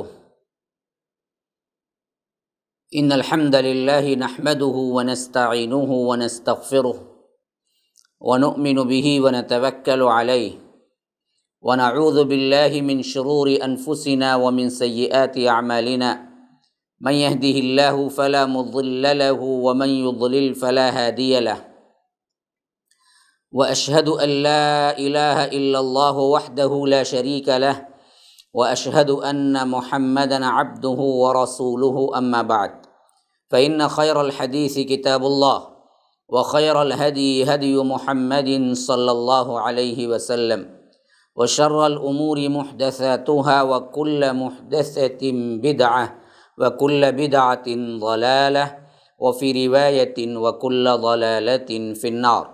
فاعوذ باللہ السمیع العلیم من الشیطان الرجیم، من ہمزہ ونفثہ ونفخہ۔ وَلِلَّهِ خَزَائِنُ السَّمَاوَاتِ وَالْأَرْضِ وَلَكِنَّ الْمُنَافِقِينَ لَا يَفْقَهُونَ۔ اللهم أرنا الحق حقا وارزقنا اتباعه، وأرنا الباطل باطلا وارزقنا اجتنابه۔ اللهم علمنا ما ينفعنا وانفعنا بما علمتنا وارزقنا علما۔ رب اشرح لي صدري ويسر لي أمري واحلل عقدة من لساني يفقهوا قولي۔ اس اللہ کے نام سے ابتدا جس کے ناموں سے اس اللہ کے نام سے ابتدا جس کے ناموں کی کوئی انتہا ہی نہیں۔ ولو ان ما فی الارض من شجرۃ اقلام والبحر یمدہ من بعدہ سبعۃ ابحر ما نفدت کلمات اللہ۔ اس ذات اقدس پر کروڑوں درود و سلام ہوں جو تمام جہانوں کے لیے رحمت للعالمین بن کے آئے تھے۔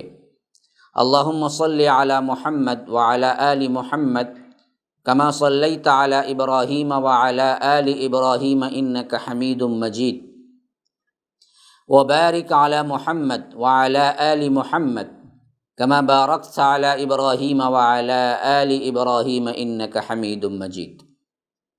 برادران اسلام، واجب الاحترام بزرگوں، دوستوں، عزیز ساتھیوں، لائق احترام ماؤں اور بہنوں، العقیدۃ الاسلامیہ اس عنوان کے تحت عقیدہ صحیحہ کیا ہے اور عقیدہ باطلہ کیا ہے، امت کے اندر بدعقیدگیاں کیسے پیدا ہوئی، کس طرح علماء سو نے عوام کو دھوکے میں رکھا اور ہماری اصلاح اس حیثیت سے کیسے ہونی چاہیے، یہ تمام باتوں کا خلاصہ کرتے ہوئے میں آپ تک ان الفاظ کی تشریح اور ان الفاظ کے استعمال میں جو شرک پایا جاتا ہے ہم امت مسلمہ کے اندر، وہ الفاظ اور اس کا خلاصہ میں پیش کر رہا ہوں۔ گزشتہ کے درس میں ہم نے دیکھا کہ کسی کو داتا کہنا، جو کہ ایک ہندی لفظ ہے، اس کا معنی ہے دینے والے کا، اور سبب کے اعتبار سے کوئی بھی انسان کسی کو دے سکتا ہے، حتیٰ کہ کافر، مشرک، ملحد، اس میں کوئی دو رائے نہیں ہے، لیکن بغیر اسباب کے غائبانہ طور پر جو دینے والا ہے یہ رب العالمین ہے، اور یہ لفظ اسی معنی میں جیسے رب کے لیے استعمال ہوتا ہے، دوسروں کے لیے استعمال کرنا، اللہ کو چھوڑ کر کسی بھی انسان کو، ولی کو، نبی کو، تو یہ لفظ ان کے لیے صحیح بھی نہیں ہے اور اس کے اندر شرکیہ عقیدہ پایا جاتا ہے۔ یہ میں نے قرآن اور حدیث کی روشنی میں آپ لوگوں کو بتایا تھا۔ ایسا ہی ایک لفظ آج امت میں پھیلا ہوا ہے، وہ ہے گنج بخش۔ یہ بھی دراصل جس کو داتا کہتے ہیں انہی کو کہتے ہیں، علی حجویری کو بھی، اور بہت سے لوگ اپنے اپنے علاقے کے اعتبار سے گنج بخش بنائے ہوئے ہیں، اور یہ گنج بخش ترکیب اور الفاظ کے اعتبار سے فارسی لفظ ہے، جس کا معنی ہے گنج کا مطلب خزانہ، بخش کا مطلب دینے والا۔ گنج بخش کا مطلب یہ ہوا کہ خزانے دینے والا، اور یہاں پر عقیدہ یہ نہیں ہے کہ کوئی بادشاہ دراصل کیا کیا، اپنے خزانے میں سے کچھ عطا کیا، یہ معنی نہیں ہے، بلکہ کہنے والے کا عقیدہ یہ ہوتا ہے کہ یہ دراصل جیسے اللہ تبارک و تعالی خزانوں کا مالک ہے اور جس کو چاہے مالک بنا دے غائبانہ طور پر بغیر کسی سبب کے جو ظاہر میں دکھنے والا نہیں ہے، ایسے ہی ہمارے بھی بہت سے داتا گنج بخش ہیں، علی حجویری ہیں، فلاں ہیں، جو کہ موت ہو گئی، وفات ہو گئی، قبر میں ہیں، لیکن وہ سنتے بھی ہیں، عطا بھی کر دیتے ہیں۔ یہ معنی پر اگر کوئی فریاد کرتا ہے تو یاد رکھیے یہ کھلا ہوا شرک ہے، اور رب العالمین کے علاوہ کوئی گنج بخش نہیں۔ جو آیت میں نے آپ کے سامنے تلاوت کی ابھی خطبے میں، وہ سورہ منافقون، سورہ نمبر 60/3، آیت نمبر 7 میں اللہ تبارک و تعالی اسی طرف اشارہ کرتے ہوئے فرماتا ہے کہ وَلِلَّهِ خَزَائِنُ السَّمَاوَاتِ وَالْأَرْضِ وَلَكِنَّ الْمُنَافِقِينَ لَا يَفْقَهُونَ۔ آسمان اور زمین کے خزانے اللہ ہی کے قبضے میں ہیں، لیکن یہ منافق نہیں سمجھتے۔ تو معلوم یہ ہوا کہ جو دوسروں کو گنج بخش سمجھتا ہے اور یہ سمجھ کے فریاد کرتا ہے وہ منافق ہے، اور یہ چیز جو دوسروں کے لیے کیا ہے استعمال کرتا ہے، یہ شرک ہے۔ اللہ تبارک و تعالی ہم مسلمانوں کو سمجھنے کی توفیق عطا فرمائے کہ کتنی بڑی غلط اور کتنا بڑا جرم ہے جو یہ کر رہے ہیں، لیکن انہیں احساس ہی نہیں ہے۔ حالانکہ نبی کریم صلی اللہ علیہ وسلم بھی گنج بخش نہیں تھے، جس کا ڈکلیریشن قرآن کے اندر سورہ انعام سورہ نمبر 6 آیت نمبر 50 میں ذکر ہوا ہے۔ فرمایا کہ قُلْ لَا أَقُولُ لَكُمْ عِنْدِي خَزَائِنُ اللَّهِ، ولا اعلم الغیب ولا اقول لکم انی ملک۔ فرمایا کہ اے نبی کریم صلی اللہ علیہ وسلم، آپ کہہ دیجئے میں تمہیں ہرگز بھی یہ نہیں کہتا کہ میرے پاس اللہ کے خزانے ہیں، نہیں ہے میرے پاس بھی اللہ کے خزانے، میں بھی دراصل کیا اس کا اختیار نہیں رکھتا، اور نبی سے کہلوایا گیا، کیونکہ کل کے دن کیا ہے، نبی کی مدح میں، نبی کی محبت میں غلو کرتے ہوئے یہ لوگ پہنچیں گے، جتنے بھی لوگ یہ سمجھ کے یا محمد کا نعرہ لگاتے ہیں، نعوذ باللہ، یا رسول اللہ کا نعرہ لگاتے ہیں، وہ عطا کرنے والے ہیں، وہ فلاں ہیں، تو یاد رکھ لیجئے اللہ کے رسول صلی اللہ علیہ وسلم سے کہلوایا گیا کہ آپ کہہ دیجئے کہ میرے پاس اللہ کے خزانے نہیں ہیں، میں اللہ تبارک و تعالی کے خزانے لے کے نہیں آیا ہوں، اور میں خزانے عطا کرنے والا نہیں ہوں۔ اللہ کے رسول صلی اللہ علیہ وسلم سے جب یہ ڈکلیریشن ہو گیا تو پھر کون ہے جو مخلوق میں دعویٰ کر سکے کہ میں گنج بخش ہوں؟ لطف کی بات یہ ہے کہ جن کے بارے میں یہ عقیدہ ہے کہ یہ گنج بخش ہیں، یہ خزانے عطا کرنے والے ہیں، یہ فلاں ہیں، علی حجویری کے بارے میں وہ خود اپنی کتاب میں اس کی نفی کرتے ہیں اور کہتے ہیں کہ لوگوں نے مجھے گنج بخش کا لقب دیا ہے، حالانکہ میں گنج بخش نہیں ہوں۔ ہماری نہیں تو جن کو تم مانتے ہو انہی کو تو سن لینا چاہیے۔ وہ اپنے بارے میں کہتے ہیں کہ لوگوں نے مجھے بنا دیا، حالانکہ میں نہیں ہوں۔ ذرا میں پڑھ کے سناتا ہوں سیرت گنج بخش، کتاب کا نام ہے، صفحہ نمبر 74، اکمل اویسی پیرزادہ انہوں نے تصنیف کیا ہے اس کو۔ ان کی سیرت میں حضرت علی اجویری اپنی کتاب کشف الاسرار میں اپنے آپ کو مخاطب کرتے ہوئے کہتے ہیں، اے علی، تجھے مخلوق گنج بخش کہتی ہے اور عجب لطف ہے، وہ خود لکھ رہے ہیں، لوگ تجھے گنج بخش کہتے ہیں اور عجب لطف ہے کہ تو ایک دانہ بھی اپنے پاس نہیں رکھتا، اس بات کا کہ مخلوق تجھے گنج بخش کہتی ہے، کبھی خیال تک نہ لا، ورنہ محض دعوے اور غرور سے گنج بخش یعنی خزانے بخشنے پر قادر تو ہرگز بھی نہیں ہے، صرف اس کی ایک ذات ہے جو بے شک مالک الملک ہے، وہ رب العالمین ہے، اور اس کے ساتھ شرک نہ کر بیٹھنا ورنہ زندگی تباہ ہو جائے گی۔ بے شک وہی اکیلا رب ہے، وہی اکیلا خدا ہے جس کا کوئی شریک نہیں۔ کون کہہ رہے ہیں؟ خود وہی کہہ رہے ہیں اپنی کتاب میں۔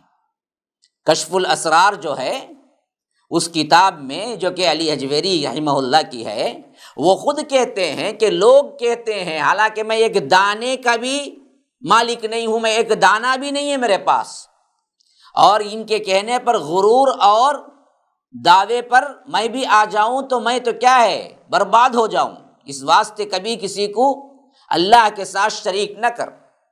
اب بھلا بتاؤ کہ ہماری مانتے نہیں ہو تو کم از کم اپنے پیر کی ہی مان لو جن کی دعائی دے کے تم پکارتے ہو۔ علی حجویری خود کہتے ہیں کہ مجھے لوگ گنج بخش کہہ کے کرتے ہیں، پکارتے ہیں، حالانکہ یہ دراصل بالکل بھی بیکار بات ہے، اللہ کے علاوہ کوئی نہیں ہے۔ خدائی صفات تسلیم کیے بغیر ان کو مافوق الاسباب طریقے سے پکارنے کا کوئی مفہوم ہی نہیں رہتا۔ بعض لوگ جب ان کو یہ ہم بتاتے ہیں تو یہ ہماری باتیں سن کے ایک عجیب تعویل کرتے ہیں۔ اس تعویل کے لیے میں نے یہ لفظ لایا کہ خدائی صفات تسلیم کیے بغیر ان مافوق الاسباب طریقے سے پکارنے کا کوئی مفہوم ہی نہیں رہتا۔ کیا مطلب؟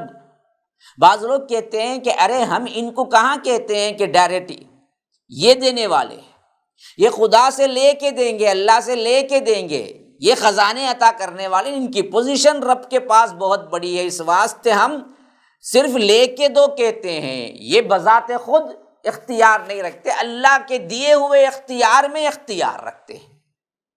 کیا یہ عقیدہ چلے گا؟ ہرگز بھی نہیں۔ خدائی صفات میں جب یہ طرح آپ مانتے ہیں کہ بغیر اسباب کے بھی کوئی مہیا کر سکتا ہے، تو آپ لاکھ عقیدہ یہ رکھیں کہ یہ رب کے عطا ہونے پر دے رہا ہے، پھر بھی اصل میں کیا ہے؟ رب ہی کے ساتھ شریک کر رہے ہیں۔ جتنے صفات رب کے لیے خاص ہیں، جو بدبخت عوام کو دھوکہ دیتے ہیں کہ ہم ان صفات میں ان کو شریک نہیں کرتے بلکہ ان کو عطا کرنے والے کا عطا کرنے والا کہتے ہیں، تو یاد رکھیے یہ جھوٹ ہے۔ عقیدہ تو وہی ہوتا ہے جیسے رب عطا کرتا ہے ویسے ہی ہمارے پیر بھی عطا کرتے ہیں۔ لوگوں کو بہکانے کے لیے یا لوگوں کو یہ شرک نہیں ہے بھروسہ دلانے کے لیے اس طرح کی باتیں کرتے ہیں، ورنہ تو یہ دراصل کیا ہے؟ کھلم کھلا اندرونی طور پر یہی بحث ہے کہ یہ حقیقتاً ویسا ہی مانتے ہیں جیسا یہ رب کو مانتے ہیں، بلکہ اس سے بڑا بنا دیتے ہیں۔ اور ایک بات جو کہ ان لوگوں کے اندر غلط فہمی پیدا کرنے کے لیے یہ لوگ عوام میں پھیلاتے ہیں، وہ یہ ہے کہ دیکھیے جی اللہ کے رسول کا خود نام ہے قاسم۔ قاسم کا مطلب ہے تقسیم کرنے والا، دینے والا۔ تو اس حیثیت سے اللہ کے رسول صلی اللہ علیہ وسلم دینے والے ہیں، حالانکہ جب اللہ کے رسول نے اپنے آپ کو قاسم کہا اسی وقت اس کی تشریح بھی کر دی کہ فرمایا کہ میں قاسم ہوں، اللہ یعطی، اللہ عطا کرتا ہے، میں تقسیم کرتا ہوں، میرا اپنا کچھ نہیں ہے، اللہ نے جو دیا ہے اس میں سے تقسیم کرتا ہوں، اللہ نے مجھے نبوت دی، علم دیا، یہ علم میں تقسیم کرتا ہوں۔ وہاں مانا بغیر اسباب کے دینے والے کا ہے ہی نہیں، جیسے ڈائریکٹ تم کیا ہے اللہ کے رسول کو پکارنا شروع کر دو۔ اگر ایسا ہوتا تو صحابہ سب سے پہلے اللہ کے رسول صلی اللہ علیہ وسلم کو بلاتے مصیبت کے وقت۔ پوری ہسٹری پڑھ جائیے آپ، خلافت کے 30 سال پڑھ جائیے، اس میں کبھی ایک موقع، ایک ایسا موقع آپ ڈھونڈ کے لائیے جہاں صحابہ نے مصیبت کے وقت یا آ کر عام حالات میں بھی اللہ کے رسول صلی اللہ علیہ وسلم کو پکار کے کہا ہو کہ آپ کیا ہیں؟ کنج بخش ہیں، خزانے عطا کرنے والے ہیں، میں غریب ہوں، مجھ پر آپ رحم کیجئے یا پہنچائیے، ایک لفظ ایسا لے آئیے۔ تو صحابہ نے نہیں سمجھا قاسم کا لفظ اور مطلب، یہ ہم لوگ سمجھ گئے آج 1400 سال بعد۔ یہ سب چیزیں کیا ہیں؟ دھوکہ ہیں، فریب ہیں، شیطان کے چیلے ہیں جو دراصل چاہتے ہیں کہ شرک امت مسلمہ میں داخل ہو۔ اور جو لوگ یہ کہتے ہیں کہ ہم تو کیا ہیں جی، صرف یہ مانتے ہیں کہ اللہ تبارک و تعالیٰ کی عطا سے ان کو عطا ہوا، تو پہلی بات یہ ہے کہ سند کیا ہے کہ اللہ نے ان کو عطا کیا۔ نمبر 2 یہ ہے کہ تم جو کہتے ہو وہ اصل میں مانتے نہیں ہو، تمہارے اپنے اقوال اور تمہارے اپنی باتیں اگر نوٹ کر لی جائیں تو تم وہ تمام صفات جو رب کے خاص ہیں وہ اپنے ولیوں کو دیتے ہو اور دینے کے لیے تیار ہو، ایسے ہی نظم اور ویسے ہی کیا ہے ترانے تم گاتے ہو۔ دیکھیے ایک نظم شائع ہوئی شیخ عبد القادر جیلانی کے بارے میں، کیسا مانتے ہیں دیکھیے یہ بریلوی حضرات، کس طرح شرک کھلا کرتے ہیں اور کہتے ہیں کہ ہم تو نہیں مانتے ایسا۔ کہتا ہے کہ خدا کے فضل سے ہم پر ہے سایہ غوث اعظم کا، یہ میں پڑھ کے اس بات سے کہتے ہوئے بھی دل لرزتا ہے، شرک اتنا کھلا ہوا ہے۔ لیکن جو لوگ چکما دیتے ہیں، دھوکہ دیتے ہیں کہ ہم دراصل یہ مانتے نہیں ہیں، ہم تو کیا ہیں صرف ان سے لے کے دینے کا کہتے ہیں، لیکن بظاہر وہ تمام صفات جو رب کے ہیں وہ صفات کو غوث اعظم کے اندر مانتے ہوئے ایسے ایسے الفاظ ہیں ان کے کہ کلیجہ کانپ اٹھتا ہے کہ کہیں اللہ تبارک و تعالی انہی الفاظ پر ہم کو بھی نہ پکڑ لے، دہراتے ہوئے بھی ڈر لگتا ہے۔ کہتا ہے کہ خدا کے فضل سے ہم پر ہے سایہ غوث اعظم کا، ہمیں دو جہاں میں سہارا غوث اعظم کا، دو جہاں میں سہارا۔ دیکھیے دونوں جہاں میں سہارا دینے والا رب کے علاوہ کون ہے؟ رب کی وہ صفت اس کے اندر لا کے کہتے ہیں ہمیں دو جہاں میں سہارا غوث اعظم کا۔ ہاں بلائیں ٹال دینا کام کس کا؟ غوث اعظم کا۔ اب دیکھیے سیدھی سیدھی بات، بلائیں کون ٹالتا ہے؟ رب کے علاوہ کون؟ حتیٰ کہ مشرکین مکہ بھی جب پھنس جاتے، وَإِذَا غَشِيَهُم مَّوْجٌ كَالظُّلَلِ دَعَوُا اللَّهَ مُخْلِصِينَ لَهُ الدِّينَ، اللہ تبارک و تعالیٰ کہتا ہے کہ جب یہ طوفان کے اندر پھنس جاتے ہیں، اور طوفان سمندری طوفان ہوتا ہے، موجیں ان پر کیا ہیں؟ اوپر نیچے ان کو مغلوب کر دیتی ہیں، موجوں کے گھیراؤ میں آ جاتے ہیں، تو یہ ہر بت ہر وسیلے کو چھوڑ کر صرف اللہ کو پکارتے ہیں۔ ایسے وقت میں یہ لوگ بھی کیا ہیں؟ دوسروں کو پکارنا چھوڑ دیتے، لیکن ہمارے مسلمانوں کا عقیدہ اس سے بھی پختہ ہے شرک میں۔ اب ذرا دیکھیے اگلا بند جو پڑھ رہا ہوں، جہاز تاجراں گرداب سے فوراً نکل آیا، یعنی تاجروں کا ایک جہاز تھا جو سمندری طوفان میں گر گیا، تو کہتے ہیں کہ جہاز تاجراں گرداب سے فوراً نکل آیا، وظیفہ جب انہوں نے پڑھ لیا یا غوث اعظم کا۔ جیسے ہی غوث اعظم کہہ کے پکارا طوفان باد بارہ میں، خاص کر سمندری طوفان میں، اور وہ تاجروں کا ایک قافلہ تھا جس کے بارے میں یہ بدبختوں نے کیا کیا ہے، بڑی بڑی حکایتیں لکھی ہیں کہ پورا طوفان میں یہ کیا ہے، گر چکا تھا اور جہاز پورا کا پورا ٹوٹ کے برباد ہونے والا تھا۔ کسی نے یا غوث پکارا، بس محفل میں بیٹھے ہوئے سے غوث اعظم وہ سیدھے پہنچے اور جہاز کو تھام لیا۔ کچھ دنوں بعد جب وہ لوگ بخیر و عافیت پہنچ گئے، تب انہوں نے پوچھا کہ فلاں دن غوث اعظم تھے؟ ہاں، اچانک کہیں غائب ہو گئے تھے۔ بعد میں معلوم ہوا وہ جو غائب ہوئے تھے وہ اسی جہاز کو دراصل کیا ہے، دھکا دینے کے لیے گئے تھے۔ تو اسی کی طرف اشارہ کرتے ہوئے لکھتا ہے بریلوی، وظیفہ جب انہوں نے پڑھ لیا یا غوث اعظم، تو جہاز بھی نکل آیا۔ اب دیکھو اور کرامتیں کیا کیا ہیں۔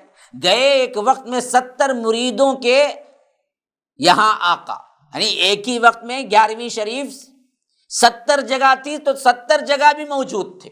تو یہ انسان ایک جگہ ہوگا دوسری جگہ نہیں ہے۔ اب ان کے پیر کا معاملہ کیا ہے، کتنا بڑا ہوا ہے؟ کہتے ہیں گئے ایک وقت میں 70 مریدوں کے ہاں آقا، سمجھ میں نہیں آ سکتا معمہ غوث اعظم کا۔ اللہ کی صفات کو ماننا اور اللہ کی صفات کو مان کر سمجھنا یہ ممکن نہیں ہے۔ ماننا ہے تو ویسے ہی جیسے اللہ کے صفات سمجھ میں نہیں آ سکتے، اللہ عقل سے ماورا ہے۔ بدبخت کہتے ہیں عبد القادر جیلانی بھی کیا ہے، خدا ہیں جو کہ ہماری سمجھ میں نہیں آ سکتے، کیونکہ ایک ہی وقت میں 70 جگہ تھے، وہ کیسے تھے وہ ہم کو معمہ سمجھ میں نہیں آیا۔ کتنے صفات اللہ کے ہیں وہ سب دیکھیے لائے ہیں۔ شفا پاتے ہیں صدہا جاں بلب امراض مہلک سے، عجب دار الشفا ہے آستانہ غوث اعظم کا۔ دیکھیے 100 مریض اور مہلک بیماری کے مریض ان کے دار الشفا سے آ کر کیا ہیں، شفا پا کے جاتے ہیں، حالانکہ اللہ کے دربار کے علاوہ کوئی اور ہے؟ اللہ کے رسول صلی اللہ علیہ وسلم نے تو ہمیں سکھایا یہی کہ اذہب البأس رب الناس اشفی انت الشافی لا شفاء الا شفاؤک شفاء لا یغادر سقما۔ اے اللہ تو شافی ہے، تیرے علاوہ کوئی شافی نہیں ہے، کوئی شفا دینے والا نہیں ہے، کوئی ڈاکٹر نہیں ہے، کوئی دوا نہیں ہے، یہ سب اسباب ہیں، شفا تو وہی دیتا ہے۔ کوئی یہ کہتا ہے کہ دوا شفا دیتی ہے، ڈاکٹر شفا دیتا ہے، تو وہ شرک ہے۔ لیکن یہاں سیدھے سیدھے خطاب دیکھیے، شفا پاتے ہیں صدہا جاں بلب امراض مہلک سے، عجب دار الشفا ہے آستانہ غوث اعظم کا۔ دیکھیے عالم میں ہر شے پر ہے قبضہ غوث اعظم کا، صاف پورے عالم کا قبضہ اللہ کے علاوہ کس کے ہاتھ میں ہے؟ ہر وہ میں پڑھ کے کیوں سنا رہا ہوں، یہ بدبخت جب ہمیں بتاتے ہیں کہ تم تو کیا ہے ڈائریکٹ اللہ مانتے ہو، ڈائریکٹ خدا مانتے ہو ان قبر والوں کو، تو کہتے ہیں کہ نہیں بھائی ہم تو نہیں مانتے ایسا، ہم تو صرف کیا ہے ان کو کہتے ہیں، لیکن جب ان کے اقوال دیکھتے ہیں تو اللہ کے جتنے صفات ہیں وہ سب اس نظم میں لایا ہے بندہ۔ کہتا ہے کہ عالم میں ہر ایک شے پر ہے قبضہ غوث اعظم کا، اور نیچے کے بند میں کہتا ہے تصرف انس و جن سب پر ہے آقا غوث اعظم کا، انسانوں پر، جنات پر، سب پر حکومت ہے، تصرف ہے، تو یہ غوث اعظم کا ہے۔ ہاں، ہوا موقوف فوراً ہی برسنا اہل محفل پر، جو پایا ابر باراں کا اشارہ غوث اعظم کا۔ لو، یہ صفت بھی آ گئی۔ جیسے ہی انہوں نے کیا کیا، ابر کو اشارہ کیا، بارش برسنا شروع ہو گئی۔ یہ صفت بھی آ گئی۔ بارش برسانے والا کون ہے؟ رب ہے۔ یہ صفت بھی آ گئی۔ وہ حق ہے، وہ یہ چاہے جو ہے چاہے وہ حق چاہے۔ واہ، وہ بھی حق ہے، وہ جو چاہے وہ بھی حق ہے، جو حق ہے وہی چاہے۔ ہاں، تو مٹ سکتا ہے کس طرح چاہا غوث اعظم کا؟ غوث اعظم جو چاہ گئے وہ کیسے مٹ سکتا ہے؟ گویا کہ کن فیکون کا مالک بھی یہی ہے۔ اللہ کی ہر صفت دیکھیے کیسے لانے کی کوشش کی ہے بدبختوں نے، اور کہتے اوپر سے یہ ہیں کہ نہیں جی ہم تو اللہ کے بندے مانتے ہیں۔ ارے کہاں بندے مانتا ہے تو بدبخت تمام صفات الوہیت اس کے اندر لا لیا ہے۔ ہاں، پورے فقیہوں کے دلوں سے دھو دیا ان کے سوالوں کو، دلوں پر ہے جو بنی آدم کے قبضہ غوث اعظم کا۔ اللہ تبارک و تعالیٰ اپنے حبیب کے ذریعے فرماتا ہے کہ تمام کے دل اللہ تبارک و تعالیٰ رحمان کے دو انگلیوں کے درمیان ہے، یقلبها کیف یشاء، وہ جیسے چاہتا ہے اس کو پھیرتا ہے۔ تو قبضہ دلوں پر کس کا ہے؟ اللہ تبارک و تعالیٰ کا ہے۔ اور یہاں یہ بندہ کہہ رہا ہے، کتنا بڑا شرک کھلے ہوئے کہتا ہے کہ فقیہوں کے دلوں سے دھو دیا ان کے سوالوں کو، دلوں پر ہے بنی آدم کا قبضہ غوث اعظم کا تمام۔ اب آگے چلو، وہ کہہ کر قم باذن اللہ، وہ کہہ کر قم باذن اللہ جلا دیتے تھے مردوں کو۔ بہت مشہور ہے احیاء موتا غوث اعظم کا، جو صفت اللہ تبارک و تعالی نے معجزے کے طور پر حضرت عیسیٰ علیہ السلام کو ہوئی، اور وہ بھی اللہ کے اذن سے کہتے تھے۔ لیکن یہاں یہ کہہ رہا ہے کہ زندوں کو مردہ، مردوں کو زندہ، یہ سب کرنا ہمارے غوث اعظم کے ہاتھ میں تھا۔ وہ جب چاہتے تھے مردوں کو زندہ کر دیتے تھے، اور یہ ایسی بات ہے جو بہت مشہور ہے۔ مشہور ہونے سے کیا دلیل بن جاتی ہے؟ کون سا مردہ ہے جس کو انہوں نے زندہ کیا؟ اگر یہ طاقت تھی تو پھر کیوں خود مردہ ہوئے؟ مرتے ہی نہیں۔ اب اگلے بند میں دیکھیں مبالغہ، فرشتے مدرسے تک پہنچانے کو جاتے تھے۔ یہ دربار الہی میں ہے رتبہ غوث اعظم کا۔ دربار الہی تک یہ روزانہ جاتے تھے، اور پہنچانے کے لیے فرشتے آتے تھے۔ اللہ اکبر۔ اللہ کے رسول صلی اللہ علیہ وسلم کو معراج ہوئی، تو معراج میں اللہ کے رسول صلی اللہ علیہ وسلم کو لے جانے کے لیے جبرائیل امین آئے۔ یہاں پر یہ معاملہ ان کے مدرسے کو لے جانے کے لیے بھی فرشتے آتے ہیں، اس سے بھی بڑھا دیا معاملہ۔ ہاں، تو یہ ہے غوث اعظم کے بارے میں ان کا عقیدہ۔ اب آخری بند بھی سن لیجئے، ہمارا ظاہر اور باطن ہے ان کے آگے آئینہ۔ ہمارا چھپا ہوا ظاہر باطن کیا کرتے ہیں کمرے کے اندر، کمرے کے باہر، سب ان کو معلوم ہے، جیسے رب کو معلوم ہے۔ ہمارا ظاہر اور باطن ہے ان کے سامنے آئینہ، کسی شے سے نہیں عالم میں پردہ غوث اعظم کا، کوئی پردہ نہیں ہے۔ کائنات کو جیسے رب دیکھتا ہے ویسے ہی دیکھ رہے ہیں۔ یہ ہے عقیدہ ان کا۔